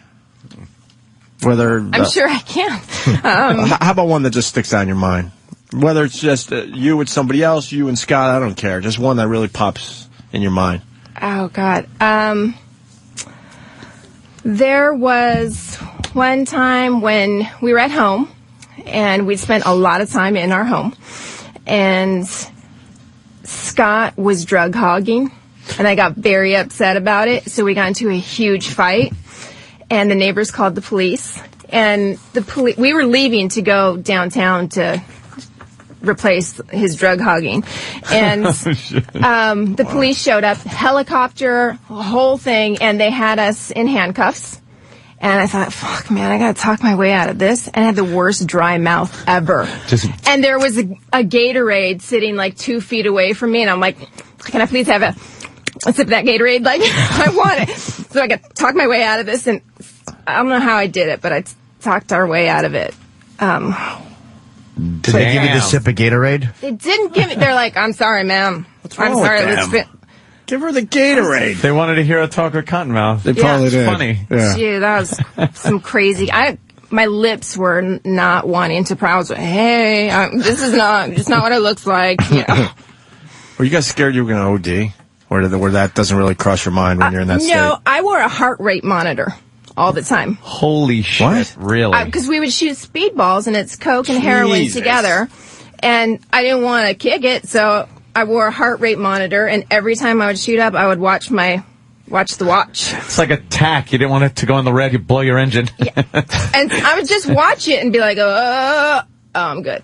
And wow. That's fucked. yeah, and I always had. I thought I was very fucked up. I always thought I was very safe junkie, and so I would have 911 on speed dial right next to me, my heart rate monitor on. Every day I would drink 1 Gatorade and have a power bar to keep my nutrients. Just want to keep it. Always good when speedballing. Yes. You don't want to get parched, number one. Sure. That's a good And you plug. don't want to hear your stomach growl. You're having a good time, you know. Damn, you were in it pretty good. What music would you guys listen to? Funny is what always made us relapse was Appetite for Destruction. Really? And then it was crack up that he would go and work with Velvet Revolver, but Shit, right? I know I was like, oh, this is gonna be, Not good. this might not turn out so well. Yeah, he surprised the band when he left Velvet Revolver too, right? Yeah, He just made that announcement on stage. Where was it? In Europe somewhere? yeah, like Glasgow. Yeah, or sure. something. And Yeah. What did he say? He said, "I'm leaving the band," and the band's like, "What? Yeah, you didn't tell us I that." think he said, yeah, everybody's witnessing the last show or the last tour or whatever. Was he a selfish guy? Not with family. No, but I mean, aside from family, like with attitudes and stuff with the band or bandmates or other partners. They'll say yes for sure. I think he's a smart guy. He's running a business. He's creating and being a creative person and entertaining. But there's the other side of it where you're running a business. And if you're the president, I'm sure people think Donald Trump, I'm not saying they're the same, but I'm sure people think Donald Trump is selfish too. He probably is. A little bit. Well, we're fans of his work, man. Trump or him? No, fuck Trump. I mean, I'm saying For real, we all are selfish to a STP. certain degree. I still love putting the STP albums on and some of the Velvet Revolver stuff. Amazing. And they're You just love songs about me, I know it. Oh, what songs are about you? What songs are not? Oh, no, I'm oh, joking. shit. I'm joking. Which ones are about you? A lot of Shangri-La-Di-Da. Let's see. There's some Velvet Revolver songs. This might be surprising, but Mary Mary. Right. He did a song. A few. I Fog think Pieces. Yeah. he did a song called, I think it was Atlanta. Sounded Yeah. like Jim Morrison. Yeah. Holy shit, is that a good song? Yeah, that's number 4, I think. That's Yeah, I album believe number so. 4, But yeah. it didn't really get any airplay. But if you're an STP fan, you Are go, you- wow, this guy's got the They have fuck. a lot of songs that are just amazing vibe, Right. but they don't get there. Are you sour girl? I'm not sour girl. I know. I kind of wish I was a little bit. Maybe you were sour, girl. No. And it's because of the dry mouth. It's not even a cool Exactly. reason. Yeah, inspired by her cotton mouth. Right. Is he going to help you promote the book at all? I don't really want him to. Oh, you don't want him to? No. It's her thing, right? Yeah, I don't want to write on his name. I mean, I already have his last name, you know, so that should do it. And I want to feel like I did something and I helped people and I, played my part. 10 years later, like a decade later of being clean, do you miss, do you ever get an urge and go like, oh, that was pretty good? Not really, but I joke that once my daughter's in college, I'm done. I'm back on. Oh my God! Don't joke. Oh no, little reservation. Oh, those are bad. It's not going to happen, but God, every time they have a birthday, I'm like, getting closer. 1 year closer. I think I would start doing heroin at like 70. Why not? You know what? For real, why not? Probably feel better. What else do you got to do? Right, I'm not even joking. Wait Why for not? your meals on wheels? Might as well be comfortable. If you can afford it and hang out, screw it. Put on your heart monitor. It gets up to like 8. She put on a heart monitor. That's the beauty of an addict. It's like, if you ate broccoli and it caused all these horrible effects, you'd go, you know what, no more broccoli. But drugs is like, all right, I gotta have the heart monitor and 911. Okay, now I can enjoy. True. Scott would just go with it. He was just winging it. I was like, we can't wing it. We gotta put Figure this this show shit out. together. This is camp. Right. Yeah. You probably saved his life with everything you were doing to set this whole thing up. Who knows? Hey, is the band healthy? Yeah, they're good. Because I think I read recently they're getting ready to maybe try to They're touring right now. and put out another record. Yeah, possibly. and I've heard a lot of it, and I really like it. Really? It's good. Yeah, I think everybody's ready for some more SDP. And you're dating? Yeah, a little bit. Is it good? a little bit. LA does not have the greatest selection, which is unfortunate. Why? Because they're just fucking douchebags everywhere. I would assume, yeah, the selection's limited to a very niche. It's like you're a celebrity or a douchebag or a celebrity douchebag. And these are not... That's what our show is. Yeah. Do you date douchebag? Do you date regular guys, meaning people that aren't in the business? Yeah, I actually prefer to never go down this road again. I mean, Scott was not a celebrity when I fell in love with him, so that was never my intention. But Would you ever bring a guy you were dating to a show with him? Would you guys ever be that comfortable where you'll see his girl and you'll bring a guy you're dating? More thing, man. No, but it's I don't know. Bruce and Demi Scott thing. never wants to know much information. Yeah, of course not. You know, he doesn't want to know a lot. So we can talk openly, but he doesn't want to meet some guy. You don't want to see a face. You don't want to hear details. Yeah, but you know what? His ex-wife, she has gone to shows where she's brought her new husband and stuff. That's weird. You talk to her ever? No, I not since I was a kid. Right. Yeah. You ever go on a date with a guy that goes, hey, why don't we go karaoke bar? I sing pretty good. or does an SCP song embarrassingly bad. Sometimes people don't know. I don't say anything. I just show up. I went on a blind date like a year and a half ago. I'm like, hey. And this guy you wanted to talk about music and stuff. He's like, yeah, I'm a big SDP fan. And shit. I was like, really? Me too. Yeah, I could tell you a thing or two. I like the SDP. No, I bet I'm a bigger fan than you are. Well, did you ever fuck him? A little off track, but there's two voices I love. It's your ex-husband and Lane Staley. You ever meet Lane? No, I saw Alice in Chains at a tiny club in Milan in the early 90s. It was an amazing show, but I never met him. I know Jerry Cantrell really well. Mm-hmm. He's a really cool guy. Yeah. I like him a lot. He comes around every once in a while. Yeah, he should come around a lot because he's cool. I like him. Right on. Yeah. I think we did it. Is the we got to book get her out out of here. now, Mary? It's out now, or is it coming out? It's out now, supposedly, although I have friends and family that are like, yeah, I went to the store, it's not there.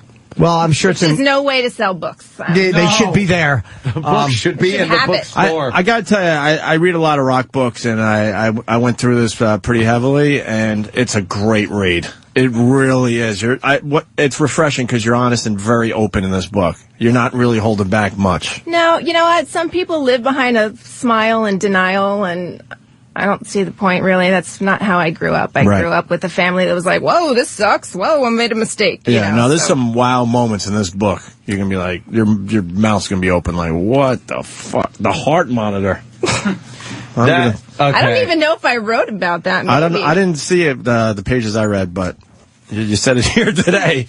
What do you got, Ant? I'm just looking at a picture of, I guess, you and your dad in 1978. And Do you like that? Your dad looks like he has to get up and go to high school. He did, actually. He did have to get up. Now, you just said that your parents were very young when they had you, but there's like young, and then there's mature young, and this looks like he's holding a bottle of beer. Look at how young he looks. Oh, my God. That's a kid. Check out our house, though. Yeah. Seriously, Yeah. it looks like the set of Roseanne. Dude, It's so digging messed the up. paneling, the wood paneling, and Yeah, it's we great. lived in some interesting homes. Really cool pictures, too. I love a book with pictures. I know. Fucking 41, and I like looking at pictures. You know what? I wish I just put out a coffee table book. They don't Just sell have well. problems. They don't sell well. Metallica did one. They don't sell well for some reason. So you're probably smarter to put. Yeah, I have words a out. picture in there that's the day after I first slept with Scott. Oh. Yeah. Let me see if you're I smiling. think it's this one. No. Oh, shit. Was it my rubber dress that? No, it was That's your... it. What? Benjamin Which one? Weisler. You figured it out? It's the one where they're both holding beers, but he has a look on his face which says, "I just fucked a really hot girl." Yeah, he's holding the beer. I'm like, hey. We really got to get her out So of here. thank you, Mary. It's called Fault to Pieces. It's in stores now. I'm sure if you just go to Nonfiction, you'll find it, or it might be on the front tables. And it's nice and honest. A memoir of drugs, rock and roll, and mental illness. And how do you pronounce the last name? Come on. Weiland. Yeah, I say that now. Yes. I think I used to mess it up. You say Wieland, yeah. Everybody said Wieland. Everybody says Wayland. Wayland, too, sometimes. Weiland. But it's Wyland. Mary Weiland. What a pleasure, man. I hope you come back and see us. I hope this book does well Yes. for you, because it really is good. What's the name of the book again, Jimmy? It's called Fall to Pieces. Fall to Pieces? Yes. A memoir of drugs, rock and roll, and mental illness. All right. Yeah, let's take a break. I'll get to you. Yeah, right on. Thank you. Thank you. Bye. Opie and Anthony, Jim Norton.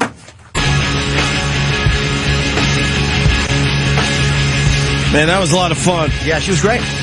Yeah, she was really nervous to do our show, Mary Weiland, and they weren't sure they were going to book her on our show. See, we can handle some guests the proper way. She did our first radio interview yesterday, apparently. Wow-wee. Belladonna's in studio. Giving Jimmy a nice little greeting. Wow-wee, are we happy. Hi. Hey, really fast before we get to Belladonna, just want to tell everyone that Mary Weiland gave us all chocolates. Yes. Yeah. She is nuts. I love her. Which I am not going to eat. No? Why? I don't know what they're fucking putting them in our pockets with dope. No, I'm trying not to eat chocolate. Was there a little note that said, "Welcome to the world of heroin"? Yeah. in here. They frighten me. I ate one. Are they good? We'll see what happens. Yeah, exactly. If you make it out the front door, maybe I'll regret giving mine. I should be peaking soon. These are really good chocolates. We just talked to Mary Weiland, who's, Scott Weiland's ex-wife from I STP. was listening. Okay. I Did you was. hear the heart monitor part? No. That was a fucking reveal today. They were her and Scott would speedball, and she was afraid, like any good health-conscious speedballer will do, that her heart was going to explode. So they put a heart monitor on, and she would just watch her heart tick. And 911 on speed dial. Whoa. And a Gatorade and a power bar. And she was set. That's intense. Yeah. And that's coming from Belladonna. I know, right? Well, you deal with a lot of the same kind of people that she was dealing with. I mean, and people in porn are very much like the rock. I mean, they kind of intermix. I mean, that's every rock star's dream is to date somebody who's, does adult films. In the industry. Yeah. I like to call it. Yeah. Yeah. The business, yeah. How, I mean, obviously in the business, it's kind of, drugs are prevalent. I mean, is it rampant? Well, in my early career, yes. I'm sure it is still. I just don't see it. Did you kind of cut that out, or did you slow down? I did cut it out, although I was dabbling in drugs before I got into the adult industry. It's just when I got into the adult industry, they were everywhere. I bet. What year was that? Almost 2000. 2000. Yeah. What got you in? Did you come? Because some girls go to L.A. because they want to act and they get sidetracked into porn, and some girls go there because they see porn and they go, "That's what I want to do, and I got to go to L.A. to do it." Did you get in because you wanted to get into it? I got into it. I came to LA for it, but I was already nude dancing in Utah. And you were in Utah. Great. And a girlfriend called me one day from LA and said, "Do you want to come out and do this?" I said, "Sure." So I was out the next day. You'd never think that because Jenna is not really doing movies anymore, right? You are the biggest name in the business. You wouldn't think that person would come from Utah. Yeah. Oh, why not? Utah. Yeah, okay. So, you're right. Mormons? You grew up around Mormons? I was Mormon for 15 years. Yeah. Now it's just more men. Exactly. Much better. Fuck, we need a snare drum here. That's beautiful. All right, so you're Mormon, and which is, I guess, I don't know much about the Mormon religion, but I know it's really... It's not fun. It's very strict, right? Why? Yes. What's the biggest problem with the religion? The rules. I don't like rules. I like to make my own. What do they like? How do they look at sex compared to like Christianity or other? It was basically just for creation of a child, and That's what I think it should masturbation was looked down upon. Oh, and, yeah. Yeah. What are you supposed to do with all that poison? poison? Got to get rid of the poison, though. What the fuck? It doesn't make sense. So you were raised in a religious household? Very religious, yes. Okay, your dad does what? Like, My dad was a bishop 3 times. Yes. And, Does he support what you do? Oh, come you know, he's the only one in my family that doesn't really want to talk about it. Yeah. Do you guys talk at all or no? We do, and there's been times where he's like, I've heard the girls said you were on TV and you won some awards. I'm real proud of you. Like, that's as far as it goes, and that took years. So Yeah, I won an award for La La La La La. Not listening. I am not listening. it's pretty funny though, because both my mom and dad were not religious at all growing up. 2 weeks into their marriage, missionaries came to their house and somehow convinced them. Huh. So they were wild. Wow. Yeah, really? None of them were religious. Your mom cool about it? My mom has her issues with porn, but Sure. she's cool with me doing it. Right. She, she's like, I understand now, but she could care less for porn. Right. You, because it's such a weird, like, you always hear the preacher's daughter, like, oh, because they're the rebels. Like, what is that? What made you kind of go, I want to do this? How did you go from being the daughter of very, very religious people to rebelling kind of this far? I don't know if I'm pretty sure it had something to do with the religion. I just didn't understand why why I had so many rules. Hey, some girls smoke cigarettes to rebel, others... Well, I think if it wasn't porn, I would still be a very sexual person. Yeah. I loved sexual attention. Well, so you move out to L.A. God damn, to hear a girl I know. like that say that. A girl who means it. Yeah, It's really I know. nice. She ain't bullshit. Hot, and she means it. And fuck. You move out to L.A. and you do your first porn, right? How much did you get for that? I always love hearing that. It's funny. I got into porn and I was like, okay, I'm only going to do girls because I was nervous. I didn't know. I had never seen a porn. Right. Here I am going to do porn and I'm like, okay, only girls at first. And they're like, you have way too many tattoos. You're never going to get work.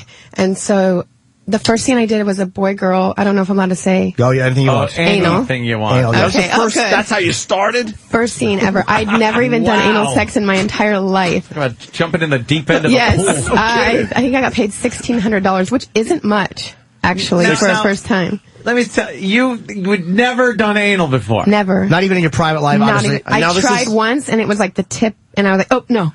Holy shit, now, is this film available? Yes. I want to see this. You can see how it was. This should be the biggest selling porno of all time. It's a virgin anal fucking movie. Come on. And it says it on the box cover, yeah. Does it? But half that shit you don't believe. Yeah, usually. I know. Well, yeah, I know, but this In this guy case, I believe it. specifically, I went there, it wasn't scheduled for boy-girl anal. The director was real good. He was like, do you want to have a glass of wine? I was like, sure, I'm 18. Loosen up. And he's like, so, are you sure you don't want to try the anal?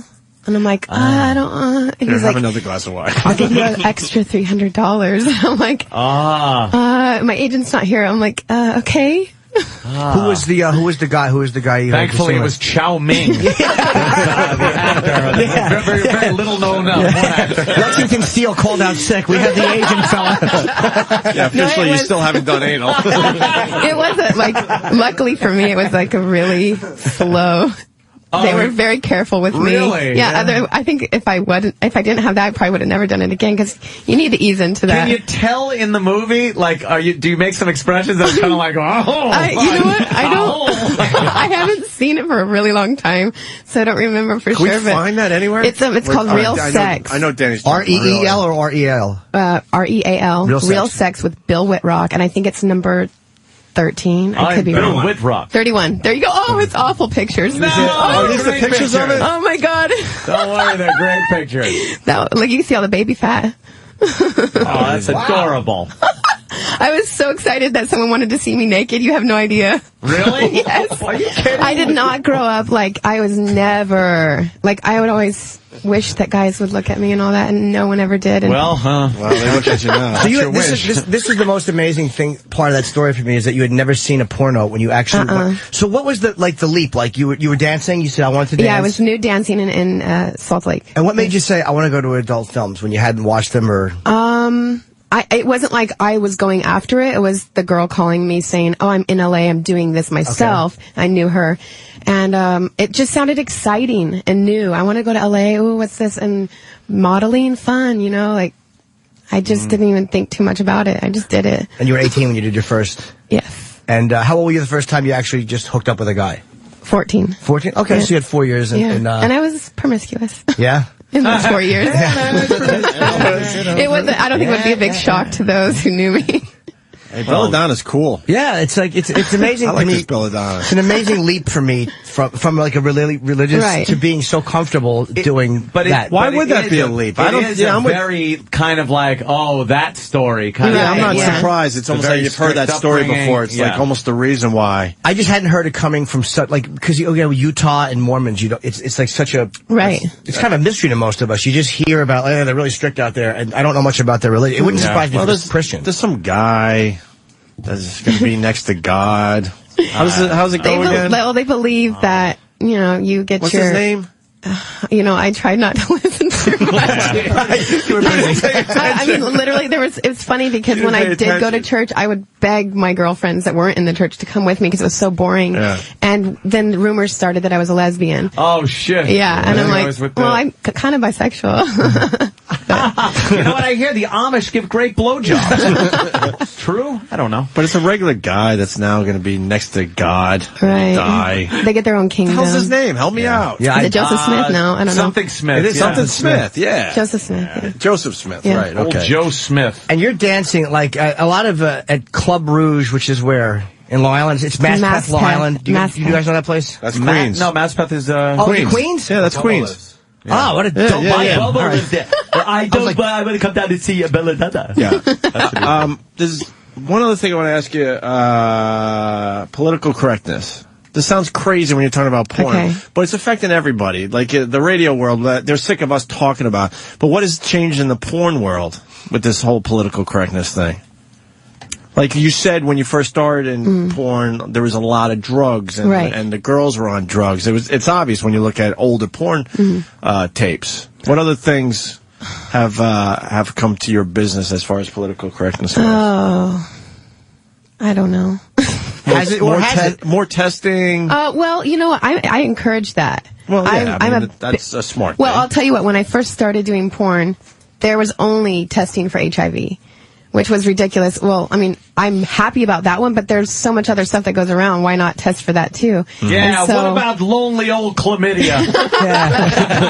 No I think I've had that a couple times and didn't know it.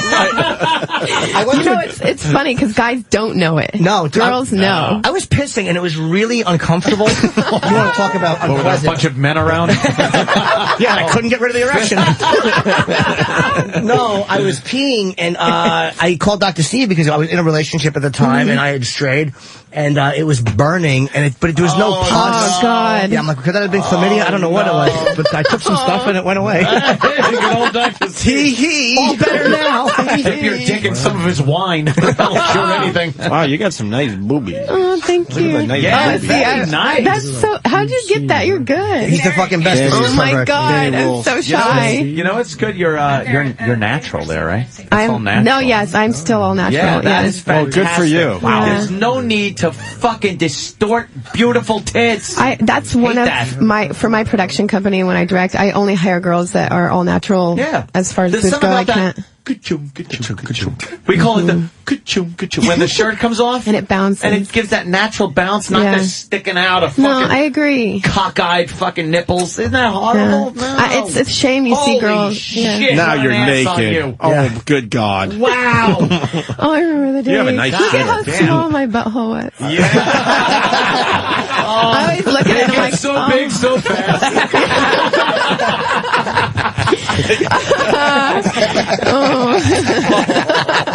It's so tight. Holy shit. Oh my God, it's so funny. Is that your first one? Really? That was my first movie. That oh my is God. Sexy shit. That was that was before the Invisalign too. That space between your teeth is ridiculously You like sexy. it? Yeah, it's a little bit smaller than it used to be. Yes. Oh my God, it's so cool. We're watching just a little blowjob scene. I got better. It's pretty good though. This was your first one on film That was right my here? first one on film. Yeah. Now, that's your first one on film. Yeah. Wow. I'll see you. Jesus I Christ. think if you like to please, jerking it shows. off right The eyes. This is the great part about that. It's like it looks like a real girl enjoying it. It's not like it doesn't look like there's a rifle being held to someone's head. That's fucking really sexy. Or so is the rifle. I'm not saying that doesn't have a place. I was making love to it. Yeah, you really were. You are sucking that cock. That is amazing. That is a really good blowjob. And it's nice to have a girl in who's not like doesn't mind her clips being up because we had a couple girls come in that doesn't like it. Well, yeah, like they freak out about it. I think that's what I was getting at with the political correctness. Just some of the girls that do come in here, they're taking themselves way too serious now. Yeah. It's like, come on, man. No, and when you say porn star instead of adult film star, they get really mad. They walk off our show.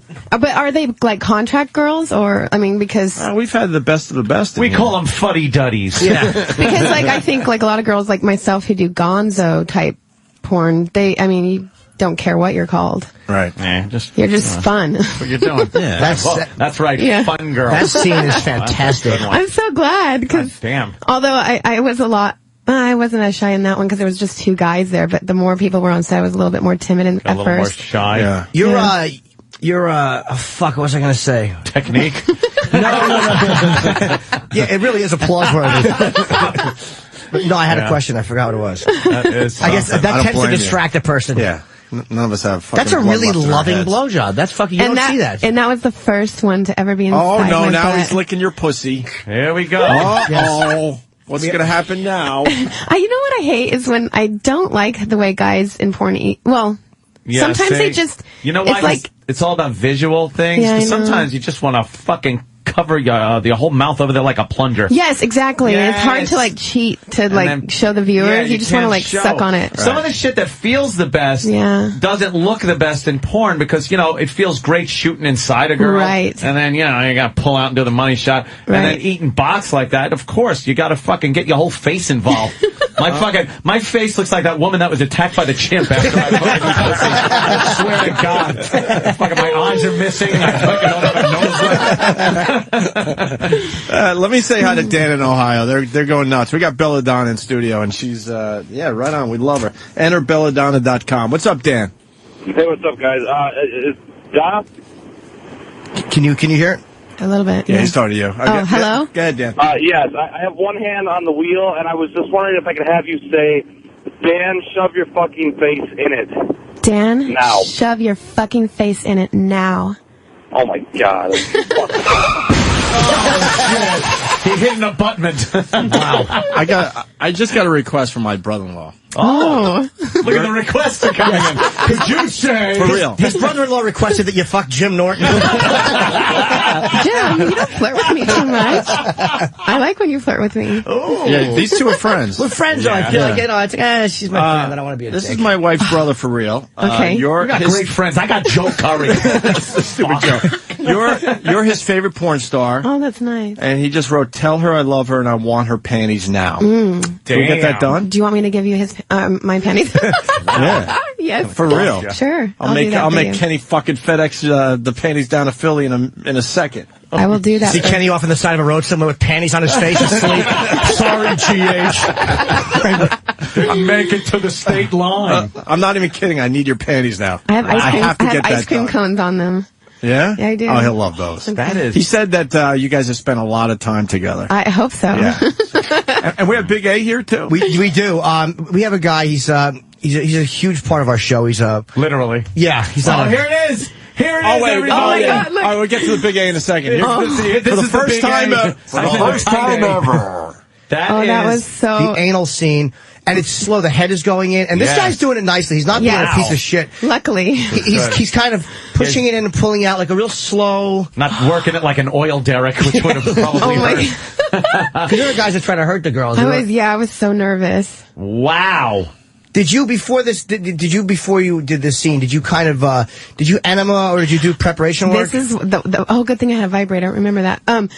The good thing is the people kind of just handed me the box. And I didn't really know what it was. Never heard of it before. Oh, so I'm looking at the side of the box like, shit. how am I going to do that? I know a lot A lot better now today. You know, a lot more now. Yeah. 'Cause, I don't know how. I mean, I know men. She drank it. Some girls haven't done that. Really? Yes. Is that ridiculous? Like, read the directions. What a great date though. Someone that drinks an enema. Here you go. That's actually not bad for my personality. That's fantastic. We want to see your face though. Yeah, look at me. I'm like, you're like, wow. I mean, I definitely remember it being like. It doesn't look like you're breathing a lot right now. You're not breathing a lot. Look at her. She's not. You're not enjoying it. I'm like, oh no! I'll tell you what. It took me about a year and a half to really be able to like get off. Yeah. I mean, it's so tight for the first year and a half that. I mean, and I was going from that to like take me large. about a minute to get off if I get this fucking video rolling. I literally would have came as soon as her name showed up on the contract.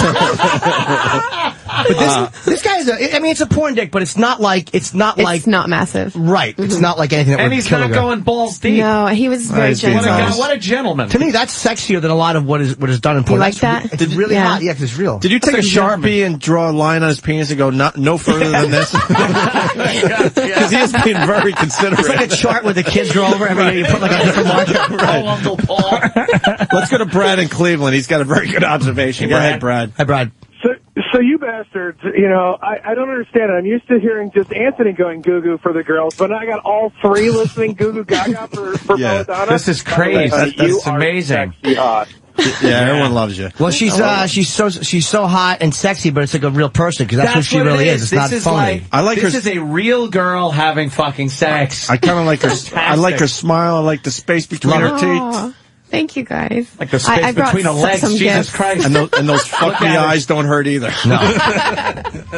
And you're what? Enter Belladonna on Twitter. Oh, yes. Twitter.com/enterbelladonna. I'm going to start following you. Please do. I'm following both of you now. Yeah. Should we get Big A in here and do something? Yes, we have a guy who wants to. He just wants to meet. He's been here since 6 o'clock this morning. He's on Twitter. I think I saw his name. Oh, did you really? Well, yeah. I didn't know he was coming in. He's though. sweating bullets because he's he sweats a lot. Kind of big. He's kind of a large man. Yeah. We should have Big A talk dirty to Belladonna. Well, That'd be terrific. We had Big A write something up. Oh, you did? We did. Yeah, that was Danny's brilliance. Oh, that's fantastic. Very good. Yes. Ladies and gentlemen, Right. Big A. Big A, how you doing? Belladonna. Hi. I saw you on Twitter. You did? Yeah. Microphone. What do you come from reffing a fucking football game? Andrew, this is very dressed up for Andrew. You It look really good. is, Your yeah. hair is You dressed up for Belladonna? Of course. And she's your favorite? Yeah. That didn't seem too confident about No, that. he's already frightened. Oh, really? Vertical stripes. No. No, that's the way you're supposed to do it. Horizontal's the bad no one. stripes on him at all. Oh, all right. None. Okay. Because, it kind of, like, you ever see those maps of what the universe looks like when there's a mass in it that's invisible? It's like a grid with, He's a visual representation of mass. Yes, mass. They're supposed to be straight lines, but they kind of push out at times. What he's doing? Hey, what is he doing to you? That's not nice. Don't you choke He has her. his hands Well, around. I was doing that the first day. God damn, that's your first day on the job. Bella's standing up, and God. she's got her hands on the bed, and the guy is standing up behind her, but fucking her, but not brutal. Oh, he's slapping me. And he has his hands around her neck. Wow. Those are little slaps in the cheek. I know.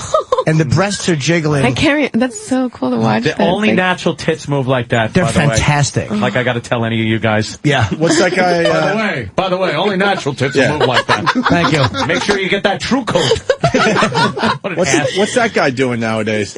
Chris Cannon. I don't know. Is he still doing movies? He could be, but I don't. I haven't shot with him since then. I think. Are you doing? Now you're smart. She's one of the really smart performers because you do have your own company and Right. you're in charge of your own stuff, which is Right. the way to do it. Are you doing still all stuff, or are you only doing girl stuff now? I do boy, girl, and girl, girl. I do Oh, you one still every do? other month, and Oh, okay. sometimes I do one with both. Oh, okay. Yeah. Nice. Yeah. Andrew, What do you got, Andrew? Actually, Oh, look at me. Yeah. Oh, he's so cute. He's very shy. He brushed his hair and everything. Look at you. And don't ask for her panties; they're mine. Yes. okay. I can have mine if you want. I can't leave here without her I'll pass on panties. that. I'll pass on that, Jimmy. Okay, so what do you want to say to Belle?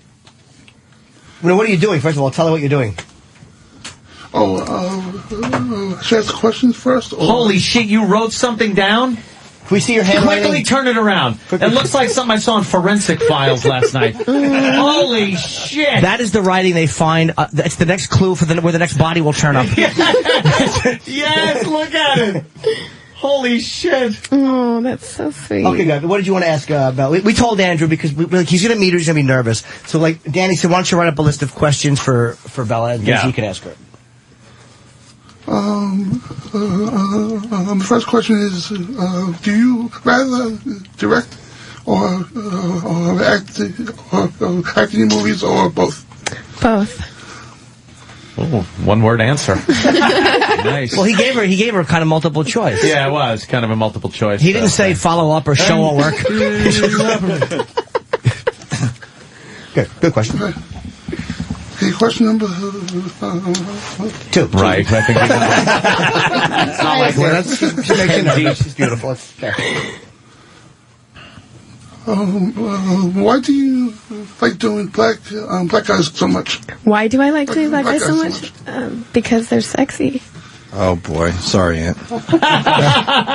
you just lost Aunt, but Jimmy and I will continue the interview. Watching this. The first You didn't lose Aunt. Aunt would turn into the cuckold of the family. Aunt would actually go, I can't believe I'm servicing a black ball.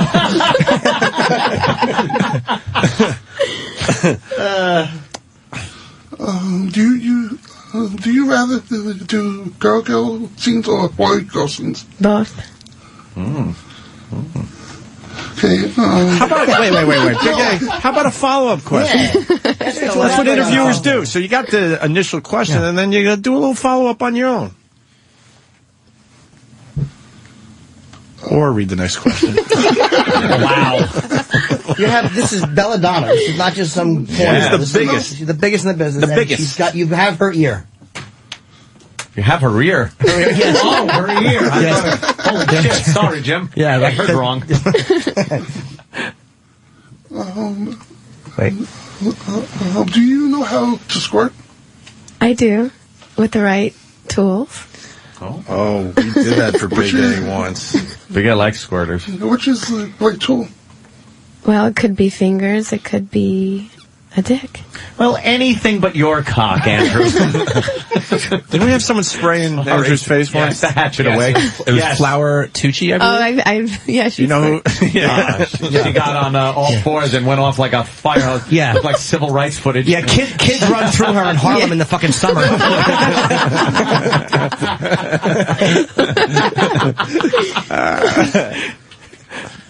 So yes, Bella knows how to squirt with the right gentleman friend. Do you have trouble coming up with amazing things to do on screen that will amaze your fans? I haven't had any problems so far, but that doesn't mean it won't happen one day.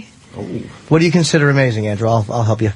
Oh, that's Tell good. Bella what you've seen her do that you thought was amazing to amaze you as her fan. Yeah, what did you see that was amazing? Yeah.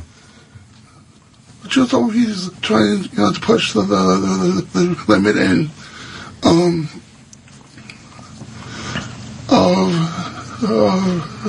something that's pretty incredible. The time you got fist fucked. Yes. Fisting. Yeah. You like fisting? Yeah. Of course you do. Now, did you see the clip between Jenna Haven and myself? No, I haven't. Two I fists. haven't the chance. Wait, Two Fists and who? Two fists and me. Wow. Well, one in each. But she has small, pretty hands. Well, I think I have some free clips for you guys. I have a bunch of freebies. Well. You can watch that now. Now we're talking. Yeah. Now who's in this scene? There's Alexis Texas. This is one of my favorite scenes, by the way. You like it, oh, yeah? dude, discovering Alexis Texas. I know it's not one of she's your awesome. DVDs, but you're Yeah. in this DVD. No, and it it's is my fantastic. DVD. Oh, your company's DVD. Yeah, but it's all about her. I love her to Dude, death. she's incredible, and Her Bella's body's incredible in this scene. Bella It's put ridiculous. this guy's cock down to her fucking belly button through her mouth. You went balls deep on that guy. Well, his wasn't very long, but yes. Sorry. You're talking to a room full of guys that think his is long. Yeah, thanks a lot, Bella. Oh, Jesus. Well, you know, for camera. For camera. Thanks a lot. We were all getting along. Oh. I would actually apologize for my dick as I was getting undressed. I'd be like, look, it's very cold in here. I'm not a size queen off camera, but on camera I definitely am. Shit. Yeah. Danny was just handed something. What do we got, Danny? These are, I'm not quite sure. they're my dog tags. I give them away for free. Really? For my fans. They have, you can go to this website and you get a free clip. My brother-in-law's going to need one. So. Yes, I have a handful of them here. Shit. I got a Your brother-in-law's a big fan? Well, fuck Call of Duty tonight. The biggest. Jesus. I really have to leave here with her panties. That's why I keep saying You can it. have them. I'm not joking. No, I know you're not. I have to get them. Wow. So this is Jenna Hayes and myself. That's been like 3 or 4 years ago. And she's behind you, and she's inserting... Here's the first one. Oh. All right, so the first fist is about to go Some girl play. It's just two girls having fun. Hey, Big A, why don't you tell the radio audience what's going on? Yes, That'd be explain great. what's going on. They can't see. Yeah, they can't see. Color commentary. Color commentary by Big A. Yeah, take the mic out of the stand. I'm Big A! Yeah, you're panicking. Go ahead. Yeah, panic. Now get over there apart. and tell everybody. Now, give us a, rundown. Well, Okay, actually... Mike, close to your mouth. Talking. Okay, Yeah. actually... Bella is figuring her asshole now. And... Go ahead. Please, we're all jerking off, Andrew. This is Hurry good. up. well, right before this, I was telling her how to put her hand inside of me so that it wouldn't hurt. Oh, okay. Because I prefer girls that don't have fake nails. Sure, I would assume. But she did have them, so So she had to be you very need to careful. be very careful. Go Yeah. ahead, And then Big you got to A. make your hand like it's a shadow puppet of a Basically. whack, whack. Big A, go ahead. Bella Donna is slowly guiding Jenna Hayes' hand into her asshole. And holding on to her hand Yeah. and pushing her hand in. Right. Wow. What the fuck? She does have very small hands, by the way. So that basically is like it's a large... Does that do permanent damage? No, I mean, you All have right. to prepare for these types of things. Wow, come on. 2 hands? 2 hands. Now the other one's Does she going where, clap? Big She does a little bit of this. A? Big A, what is she doing now? What's going on? Jenna Hayes is preparing to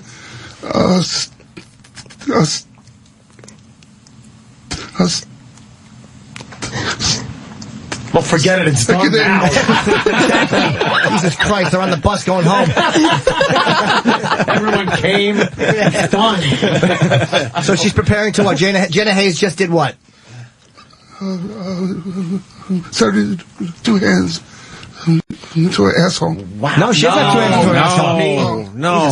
No, dummy. One in each. One in the and the other in the ass. And she's kind of going, Yeah. not that moving deep. it Yeah, like- she's just moving That it. looks like she's knitting.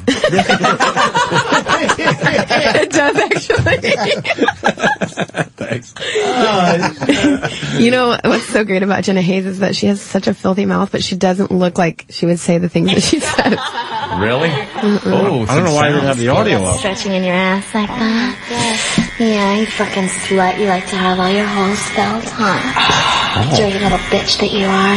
Yes. Huh? Oh my god. You don't even care what slut you are, huh? You just fucking want it, huh? I do. You just want it pounding in your fucking holes. Oh, fuck. I know you want my leg up, but it's just the cum that's so Jesus. I'm shocked. That's astounding. We're all speechless. God. It's like a magic trick. Yeah. Oh my god. That was the first time I had ever done come that. like this, Bella. Really? I want you to come from both my fucking hands fucking you like Does this. she pull out a rabbit at the end? I love it. Surprise. I love it. Wow, look at that. Wow. That was so unreal to look down and see. That's pretty amazing. I love it. Well, that's a long distance from that first dick. I know, right? Like how comfortable and And it's basically, if you see the way you can see like the little bend in the hand, it's basically just a little bit beyond the hand, which I'm sure there are dicks a lot larger than that. yes. Very Again, we sit here emasculating. Again, not here in this, not in this room, but Up in your fucking cunt, your ass. Oh, language. Uh-huh. yeah. I have to squeeze really tight when I come, so that's why I'm like, my legs are that way. Oh, yeah. Clench your muscles. Yes, yeah. I love that. Show me what a fucking... He's got it, and down he goes at the 5-yard line. 2 for 3 years. Huh? You fucking whore, take it. You feel good? Does it feel good? I'm trying to DP you with my fist. Just like a guy would. And that really felt good. Yes. Goodness gracious! Of all the dramatic things I've ever seen!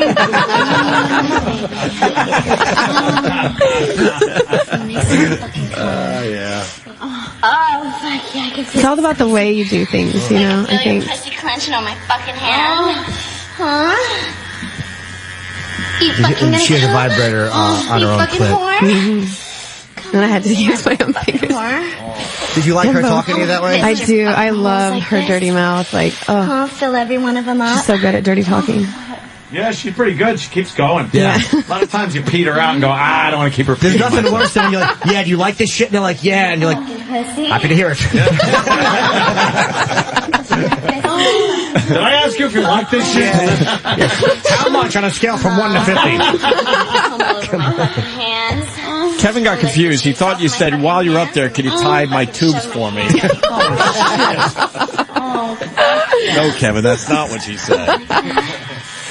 Yeah. What, are you getting close? Fucking slut? You're gonna come all over that hand. It take a while to come. Yeah, come Yeah, but that's because it's real. That's Right, okay. I need to We work. can wait. Don't worry to about work. it. Yeah. No rush. What else are we going to do today? It's okay. That's why I love you for it. Come on, take it. You like that, Big A? Take it like the fucking slut that you are. Mike, what, Big A? How are you gonna let this pretty girl make Yes, you fucking I like come? it very much. Are you going to, well, do you have a hard on right now? Oh, Jesus. No hard on? Me. Come for Oh, me. this might be it right here. Come for me. Yes. Yes, come on. Oh, yeah. Oh, yes. Yes. I love the way she uses them. Wow. Now, Andrew, is that a scene? What would you do if you were watching this scene Feel alone? good? Oh my god. Which one should I take out? Kill a hooker. Bite a small animal. What would you do if you were watching this alone? That's what anybody else would do. Jerk off. I guess. Okay. So you like the Wow, look hands at are clean. that. Both hands hand clean. comes That's out sexy, clean. Phil. That's really sexy. Ta-da. Both hands perfectly clean. Oh, well, you got to I gotta clean them off. Of course you do. That's the best part. Wow. So now, Andrew, you've seen the double fisting, and did you have other questions you wanted to ask? Yes. What's the name of that movie, by the way? A lot of people want to know. Oh, God, that was Fetish Fanatic. Oh, no, that's not in my movie because obviously it's fisting, so I can't put that in my movie. That's only on my website. Wait, you can't do fisting now? You can, but it's been prosecuted in the past, and so... That's what I mean by the PC thing, by the way. Right, yeah. There's a lot of stuff that I'm told not to do to be safe, but like you can see, I can put it on my website. So what's the rule is if you do it in a DVD and mail it out, like Max got in trouble that way, and I think Staliano That it's got considered, yeah, I guess Across trafficking. state Considering lines. like who picks it up, and maybe a mom and whatever finds it in her son's room and finds it obscene. Hot. But Right. on your website, it's safe. Right, so far. Okay, well, it should be. Yeah, I mean, I hope it stays that way. Exactly. Everyone so far. having fun in this scene. So it's enterbella.com. and Enterbella.com. enterbella.com. They can see that scene there. Right, Sure. and it's under Fetish Fanatic too, so they go there. Big A, what else you got? Dropped his papers. Just dropped his papers on the floor. I'm so glad you like that. That makes me happy. Good. Alexis Texas is Me unreal. and my chick, very big fans Awesome. of yours. Oh, good. She's actually Great. quite jealous that I'm here. And Why'd you have her come? Was she working? Dude, you know what? I didn't even tell her. I forgot. Go ahead, Big A. Big Another A. question. Oh, Close right on the mic. Yeah, please. We can barely hear you. actually, I don't have any more questions. I had the other things I was told to write. Okay. I was told to write. Yeah, very sexy intro. By the neighbor's dog. Way to tear down the wall there, Big A. Wonderful David Berkowitz reference that was. Jesus. Now, what did we ask you to write? What did Rocky ask you to write? Write the ideal porno with belladonna. If you did a porno with Belladonna. Yeah, if I did it. Oh. Okay. It's almost like Voss doing that acting. With Chaz Palminteri? Yes, with Chaz Palminteri. Wait, so what is this? This is Big A doing porno with Belladonna? Yes. Okay. So what's the name of the movie? Actually, I didn't. All right. How about Bella's Nightmare? I'm kidding you. All right, this is if Big A was doing porno with Belladonna. And get right on that mic. Yeah, go ahead, Big A. Got to get Okay. right up on it. Okay. Yeah, so we can all hear. Guess it begins.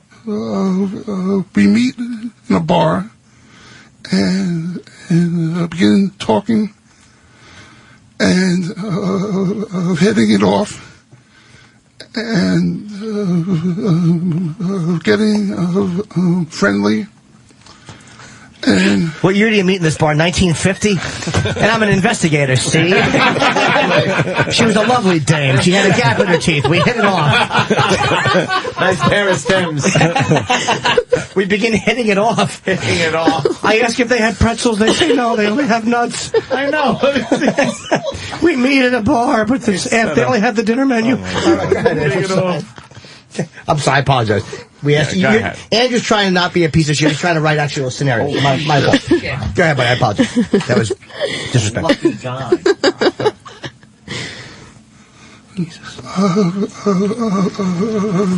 then we go to a local hotel, and Was that one right after we hit it off, right?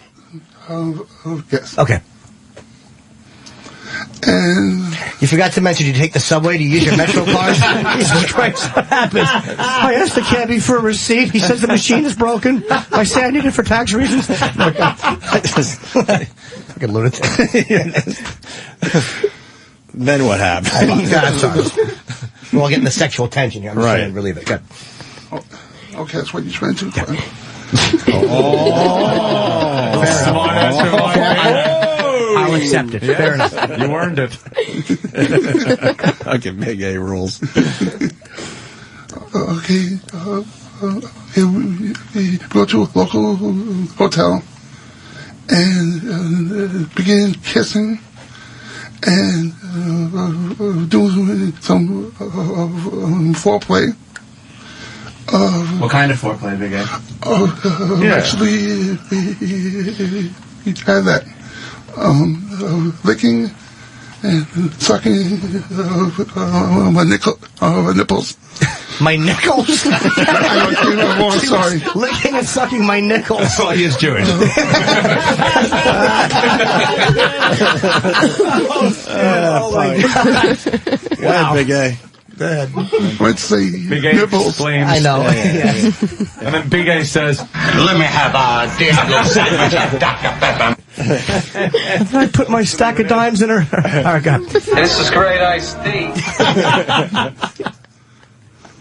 Guys, so she's licking and sucking your nipples. No, I'm licking and sucking. Oh, her nipples. Oh, okay. oh. Oh, okay. Very good. Then slowly going down to her pussy and clit. And clit. Yes. As opposed to the clitless pussy. Yes. Well, everyone knows that because she travels, she carries them separately. That's the way it works. It's the whole new carry-on rules. It's very annoying. Safer that way. Yeah, It's much like better. the president and vice president not being in the same place at the same time. Apologize. Good. Yeah, sorry, keep going. Yeah. Then I give her pussy a lot of attention. What? Play Monopoly with it? What are you doing? What kind of attention? Some attention. Get a little detail. Well, lick and suck her clit. Vulva. And Penis. fuck her pussy. Our anus. Was that supposed to be sexy?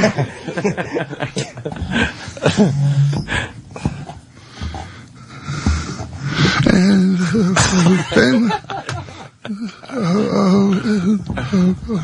then she sucks my hard cock. Oh. Ooh. Oh, Very wow. salty of you. It's hard. I'm too salty. No, it's perfect. Okay, No, just- No, it's good. Oh. Porno script. You're doing fine. Yeah. Now lick my sweaty balls. I'm gonna fuck you in the mouth. Stop talking and start sucking. Go ahead, Andrew.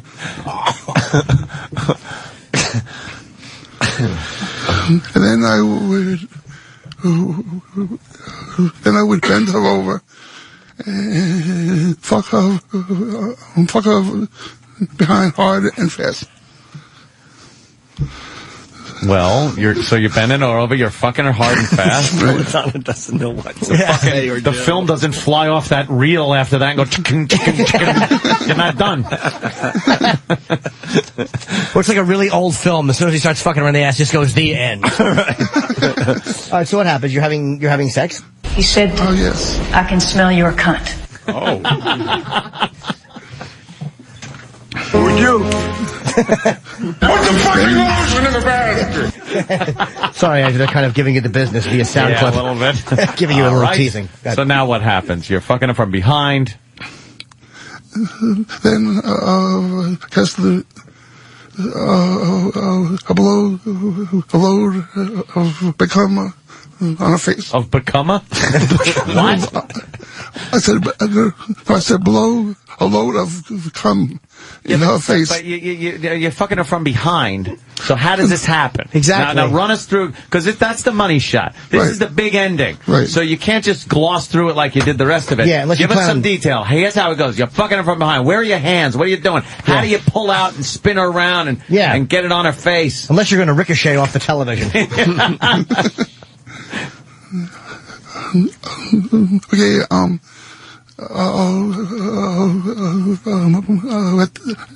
grabbing hold of her hips, and then I pull out. It sounds like a confession. That's funny. And I'm going to ask you to read that transcript back. Okay, rules. Go ahead. So your hands are on her hips. And then I pull out. Okay. And I flip her over, and she'll suck my cock until I come over her face. All right, so you should suck in your cock, you pull out. And do you do a little jerk? Is it on her face? Is it in her mouth? Does she then spit it back out? Is it on her hair? Is it one of those like, I'm getting cum on my face? Is it, or is it like, Yeah, answer that. And also, what do you say as you're coming on her face? Yeah, good question. Yeah, thank you, Anthony. Thank you. So where does it go, and what are you saying as you're doing it?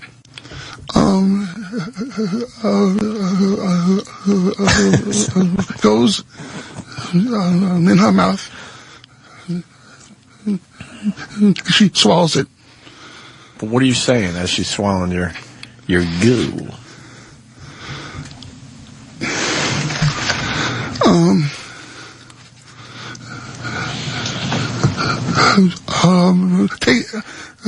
Take my cum, you bitch.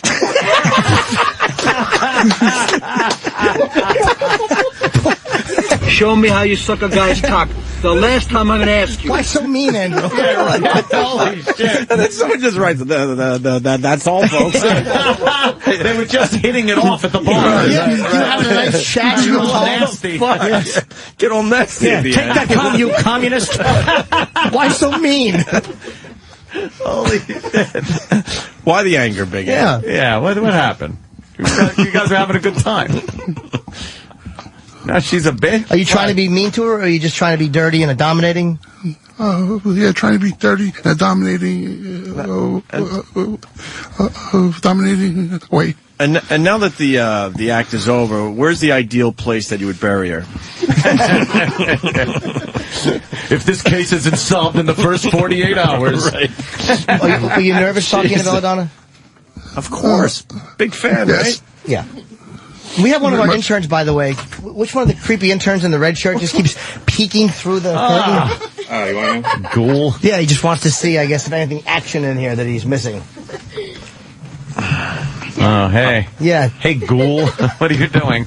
Were you peeking through the crack His face of the curtain? your face is beet red.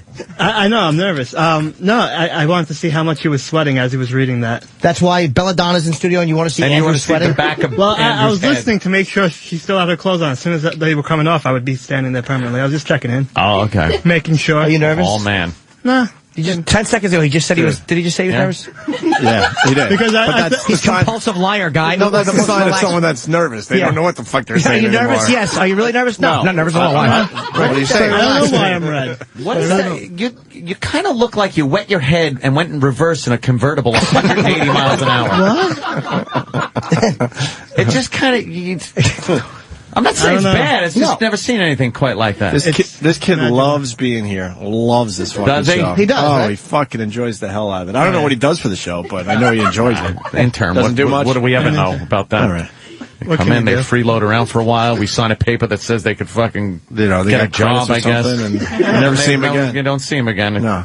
In the paper or in a fucking Then they come up to MSNBC special on pedophiles. then they come up to us at an appearance 10 years later. Remember me? And we go, yeah. No, we don't though. We make believe. I intern for you. What are you doing now? I sell cars. Worked out well. Farther than most of them went. Well, they have radios in them. So you just want to just make sure Andrew wasn't. It had nothing to do with I wanted wanting to make sure he was okay. No. Well, I was told this morning I had to babysit him, so I wanted to make sure he was still... Who told you he's a big boy? Who told you to babysit him? Eric told me to watch him all day. What happened to you, Rock? What happened to her? No. What are you doing? I said Big A is here early. You are to attend to his every need. I never said he had to be babysitted. Babysat. Babysat. Yeah. Babysitted it. Yeah. What would the virus say to Belladonna? Come on. Oh my God, we don't have enough time for that. That's our comedic character that he does. 'Cause this channel is called The Virus, so we... Where are you going? You got a question for Belladonna? Yeah, do you want to say something? Are you a big fan of that Belladonna? look was so telling. If you saw his eyes... No, you know what? I was just... Where were you just looking? I was just looking at her. No, where on her? I saw you. I don't remember. You looked straight at her ass. I was actually curious because they have a video of her with a tranny, from what I heard. Wow. Oh, what terrible video is this? What exact video? On Spankwire, I was reading. So if you want to look at, What is that, one of those free porn sites? I don't know. I just saw it in instant She feedback. doesn't I was acknowledge like, free what? porn sites. You can't tell me. It's linked to Drudge. Yeah. Yes, Spankwire. Who's the tranny? I have no idea. Probably Carol. Carol. Carol from Brazil. Oh, a Brazilian tranny. Those are the most passable. They certainly are. And the Thai from Thailand. The Asians, yeah, forget it. But who likes the Asians? I can't even tell. Yeah. Usually, Yeah, Asian guys barely got dicks. But The we lady went through boys. that earlier. The lady boys. There's something fascinating about ladyboys. Really? I get the best of both worlds. Yes. If they're the right ones. Lady boys. It's like a woman with The phones are lit. I mean, lit. Let's get a couple questions in. here. Now, Daniela had a big one. That was nice. Daniela? Mhm. That Danielle Fox? Oh, Danielle. That's right. Danielle Fox. Wait a minute. Yeah, she's post-op now. Now she is, yeah. How does that girl have a cock? What is that? She got rid of the cock. She's good, too. Opie said that disappointing. Yeah, she's She got rid of the cock? What set of tits on that She's guy? fantastic. Yeah, she's Yeah, but she's got man legs. You can tell when she's doing the squats there. well, she's a penis. She's Yeah, Opie, see? See that thing? yeah, she's actually doing movies now as a post-op. Really? Yeah. Passable? Yes. I mean, she sent me pictures, and I was like, Of the vag, yeah? Yes. What looks good? I couldn't tell. I haven't seen the vagina. Toodly doodly. She's a pretty rough one, from what I've heard. Yeah, I've she never is. seen her movies. Wow. But I hear she's a pretty dominating transsexual. Got a penis bent like a banana. That ass is singing opera. Yeah. That's you, right? That's me. Yeah, you. Sorry. Oh, no, it is. It is. It's wide open. They're having a very rough anal scene. It did have an opera pose there. Joe in Jersey, we got Belladonna in studio. Who, by the way, let me just plug, she's dancing at Club Rouge, absolutely. Rouge's Gentleman Club. It's in Queens, New York, Maspeth, or how you say it? Maspeth. It's Thursday, November 12th, which is tonight at midnight. And then tomorrow, the 13th, Friday, there's 2 appearances, 11 p.m. and 1 a.m. It's obviously rare that she's on this side of the country. Oh, this is going to do real well. Doing an appearance at a club. Are you actually dancing? I am dancing. All right, and I so do a wonderful show. You're getting the biggest in the business dancing at this club. Just 3 quick appearances tonight and tomorrow. Very cool. Let's say hi to Joe. Joe? Hey, guys, Donna, I had a quick question. My wife and I, I started getting her into a couple fingers up in her rear entry. And I really don't know how to get to like the next level because I just, how do I work it up so that she really is enjoying? Well, first of all, does she want it? Yeah, she really enjoys it, but I always tell girls to get a set of toys that go up in different sizes and to just let them play with themselves for a while they masturbate. And then when they're comfortable with a certain size, then have you do it. Professional advice on putting Anthony, a fist best, by the up way. someone's ass. This should be daytime TV. Absolutely. Yeah. Sex advice with Belladonna. I got advice because my girlfriend tried to put a strap on in my butt. That's awesome. Yeah, I felt it was, but it was a really small one. But I literally stopped her. We didn't think the same thing there, Belladonna. It's funny. came to mind. We had a different reaction. Yeah, my friends weren't quite as encouraging, but she got a little bit in, and literally got maybe 1/8 of an inch, and I'm like, I gotta shit. So we paused, and I actually had to run into the bathroom and sit on the toilet and fart. I was so fucking humiliated. I turned the water on full blast, and I was like, and she's like, are you all right in there? I'm like, yes, I'm just I was like, I felt like I let the team down. No. You did. I know I did. So I don't know how anybody, male or female, I just couldn't. Were you ever afraid? It's a childish, but it's this weird instinct. You're afraid you're going to shit, and then like they say, just get past that, and you won't. I think a lot of it has to do with being comfortable that you are clean. Yeah. So if you if you prepare and you know that you're clean, I have a very strict regimen that I do. Then you don't think about it. Exactly. So are you saying I made a mistake? Did you clean yourself? Well, I drank milk and ate a bowl of chili 20 minutes before. I'm like, this is what we need. Make up your mind, Jim. Am I going to fuck you? You're going to shit. Let's go to Serge in Canada. Serge, what do you got for Belladonna? Morning, boys. Hello? Hey, Jimmy. Hey, buddy. I'm pretty sure on Foundry Music, I could be wrong, there was a picture that you were pregnant? Yes. Yeah. Was it planned or did it happen on set? No, it didn't happen on set. It was planned, and I'm married. Okay. The picture of Belladonna pregnant. I think it's myself and her and her husband. Yes, and she looks adorable pregnant. And Steve, it was at the AVN in 2000. I hosted in. Fuck, man, it might have been 2005 or something like that. I think it was 2005. And you looked really cute. Thank you. Pregnant with a little hat on. Oh, that was All right, how old's your kid? almost 5 now. Wow. Yeah. Wow. Does she ask questions yet? Well, yeah, where are you going? What are you doing? But, it's not gotten to the detail yet, which I won't go into detail, but I have a little sister who was 5. Not now, she's in 11 now, but she used to ask questions, and she said, what do you do? And I said, I make movies that only adults are allowed to watch. And she said, oh, kind of like what mom and dad do in the bedroom when they shut the door. And I said, I don't know what your mom and dad do, but maybe. So I'm not afraid, to be honest, but I know that I'm not going to go into detail, obviously. Yeah. Right. Did you film any movies while pregnant? I filmed 7 scenes, all with women. And that's all I was comfortable with for myself. Sure. Yeah. But it was such a sexual time in my life, and it was, I myself am attracted to pregnant women. So, really? Yeah.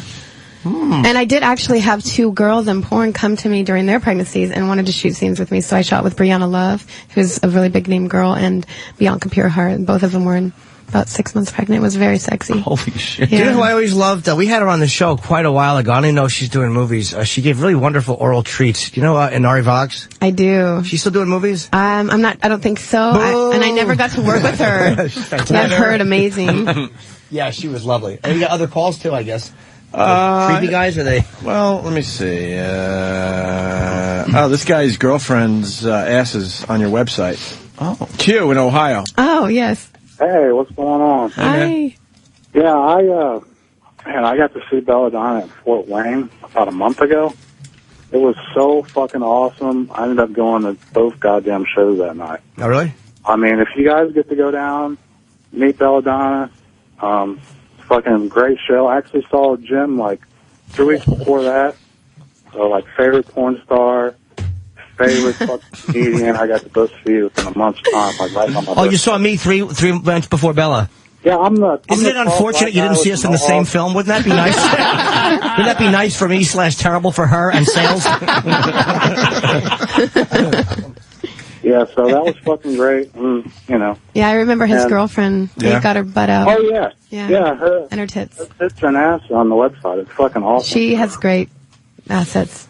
Well, the thing about you that's really cool is like you're very accessible as far as the way you are with people. It's like people who meet you at an appearance are not going to meet somebody who's distant and really Right. shitty. And you know, some people in the business are very jaded, but you don't seem jaded at all by the business. When people come to meet me, I treat everyone exactly the same because I feel grateful to have people who want to watch my movies. Like I said, I wasn't the hottest girl in school, or I never had that type of attention. So I really appreciate it. How many dummies from high school right now are just going wide? Well, I'll tell you what, I dropped out at 14, so I didn't go to high school, but middle school.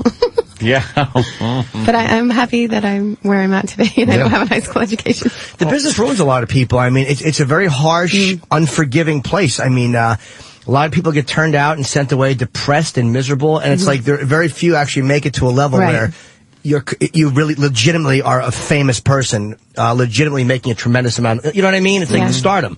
And there's very few that actually make it to that level.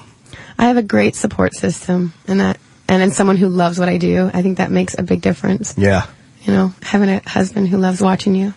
So apparently you have a lot of people that love what you do. They're buying the movies. Well, we should get her out of here. All right. We have to wrap up. Wait, I need the panties. Oh, yes, I have to take them off, but I have to take my boots off first. Unless you want to cut them off. Can I film it? You can. Meg, we are watching. There's a deep throating of a double dong black dildo that has to be 2 feet long, at least, and you are sharing it with a girl orally. What the and fuck? both of you That's are shoving this impossible. down your mouths the whole length. Like, It's fun. You're kissing in the middle. Why am I amazed that you can deep throat? I'm like, wow, look at that. It took me about 1.5 years to be able to Get the fuck out of here. That's impossible. There's some trickery. That looks like a boa constrictor. That's pretty amazing. I'd be very, you wouldn't need that much practice. I don't know. What were you going to say about sucking a cock? No. I think I could do that. Say this is, hey Kenny, this is for you. Hi, Kane, this is for you. Kenny? Hi, Kenny, this is for you. We're watching. We're the sexiest. Yeah, what are you doing? There go the pants. Oh, those are sexy. Yeah, little peonies. They're little peonies. Yeah. She's rubbing the... But they are nice and sweaty. Oh, wow. Nice. She's working the Oh, man. Oh. This is normal. I'm going to give it to him. See, that's, I'm going to give him during Thanksgiving. See, that looks good with a little bit of hair down there like that. Thank you. This is my 7. That's your winter, is that your winter coat? Yes. I encourage girls to come with me with hair. Yeah? It's rare. It is very rare these days. That's why. Just want to see something a little rare. Perfect. Jesus. Wow. You're a good brother-in-law.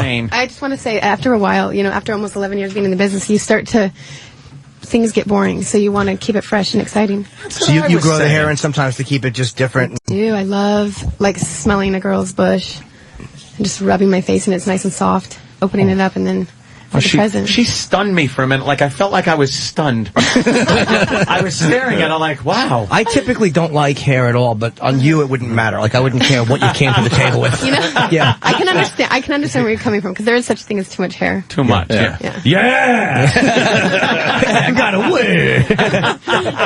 I was just going down on it, now I can't find my wig. This is a good day. I got chocolates and panties. Yeah, well, don't What do you put like them better? together. Right. Don't put them in the same bag. Someone might get turned off. Very hot. Hits the heater. Well, thank you guys so much. Oh, Bella, I thank feel you. very Thank lucky. you. My God. This was great. What a great time. What are we promoting? Enter belladonna.com. Yes, and follow me on twitter.com/. Let's get a lot of followers for Belladonna today. Yeah, it's Enter Belladonna. Yeah, what a hard on Twitter. sell that is. Yeah. Really. Follow the girl who admits loving anal sex. Good luck. And again, at Rouge Gentlemen's Club, it's in Maspeth, Queens tonight. It's November 12th at midnight, and then tomorrow, Friday the 13th, 2 appearances, 11 p.m. and 1 a.m. And if you need directions or whatever, you can go to Club Rouge New York. That's at clubrougeny.com, or call 718-366-8900. I don't think you're going to have any problem getting people in. If you need direction, you shouldn't go. Get it? I think I'm going to this thing. Oh, you really? Hell yeah. I would love that. Kind of nearby you, right? I think we went there before. Did we go there? Yeah. It's right by the the UPS warehouse. yeah, okay. So are you guys going to come? Oh, yeah. Randy. I got to make it up to my chick. She's pissed off at me now. So She's mad that she's not here? yeah, Yeah, a bunch of us will be down Someone's there. There's a little drive surprise. I have a little surprise at the end of the show. So Oh, do you? yes. I can only imagine. I love surprises. Really? Radio people in the audience get blowjobs. Maybe. Go! Andrew? From him, I mean. So you got to meet Bella. She was very sweet to you, and you enjoyed it? Yeah. Yes, very much. Hey, do we have any freshness baggies? I want to keep the freshness in. Oh yeah, you want to keep that. Yeah, don't let it. Don't let it. Yeah, man, I need one of those. What is it? It's for like- the fucking vegetables. What? You know, those freshness bags. Keeps the freshness Seal-lock. inside. Yeah, the freshness Treat that thing seal-lock. like the Declaration of Independence. Yeah. If it hits the air, it's going to lose its value. And That doesn't smell like your lunch, still, does it, Danny? Danny's got a bag, but he always eats Christ. fucking horrible fuck omelets. that. yeah, you don't want that. I need I ain't using a bag. I need one of those freshness bags. I like how now you're talking. Seal in the. I ain't using a bag, right. Condoms are for sissies, that's my motto. That's it. What are they called? Like. How do we have Ziplocs here? Yeah. For panties, just in case. I don't want to touch. I don't want to touch her just because I don't. touch them. No, I don't want to get my shit on here. Well, that's true. It's like a crime scene. It really is like evidence. Well, I'm going to leave a bunch of goodies here with you guys. Wow, I so. didn't think I was able to get this We done have to today. actually wrap the show up. Yeah, we got to get. They said we have, it is 10:32. They said we had 10 minutes left, and that was about. no, we're good. Oh, yeah? Okay. If we wrap up now, Just say it'll we be gotta perfect. go. Yeah, we gotta Yes. go. Fuck off. Fuck off. I gotta pee. Do you got to pee? Yes, I do. Oh, is it pee or do you got It's pee, yeah. pee? Thick white stuff. All right, why don't we get out of here? Belladonna, this was a pleasure. Yes. Man. Come back and see us, please. Very Thank you cool. so much, Very guys. cool. Next time we'll film an orgy. Hey, can I have one of those dog tags? You can definitely have All one. right. Fucking jerking off Yeah, tonight. there's one for each of you. Yeah. Thank you. And then I left you with one movie, so I don't know who's getting that. Mr. Danny's shit. a fan. He requested that What you. is it called? Oh, is that Cock Happy 3? Yes. Oh, I always wondered what happened after Cock Happy 2. And now you can find Electric out. Boogaloo. I guess we're back tomorrow. Yes, Friday. we will be. Yes, we Friday will. show's going to be big, too. Today we got felt Colin, like Friday. Colin Quinn. Colin Quinn, Patrice O'Neill in studio tomorrow. Oh, that's a great follow-up to Belladonna. Yes. Colin. Yeah. You want to see my underwear? Yeah, two people that make the audience feel like they're being fucked in the ass. That's your out, Travis. Jesus.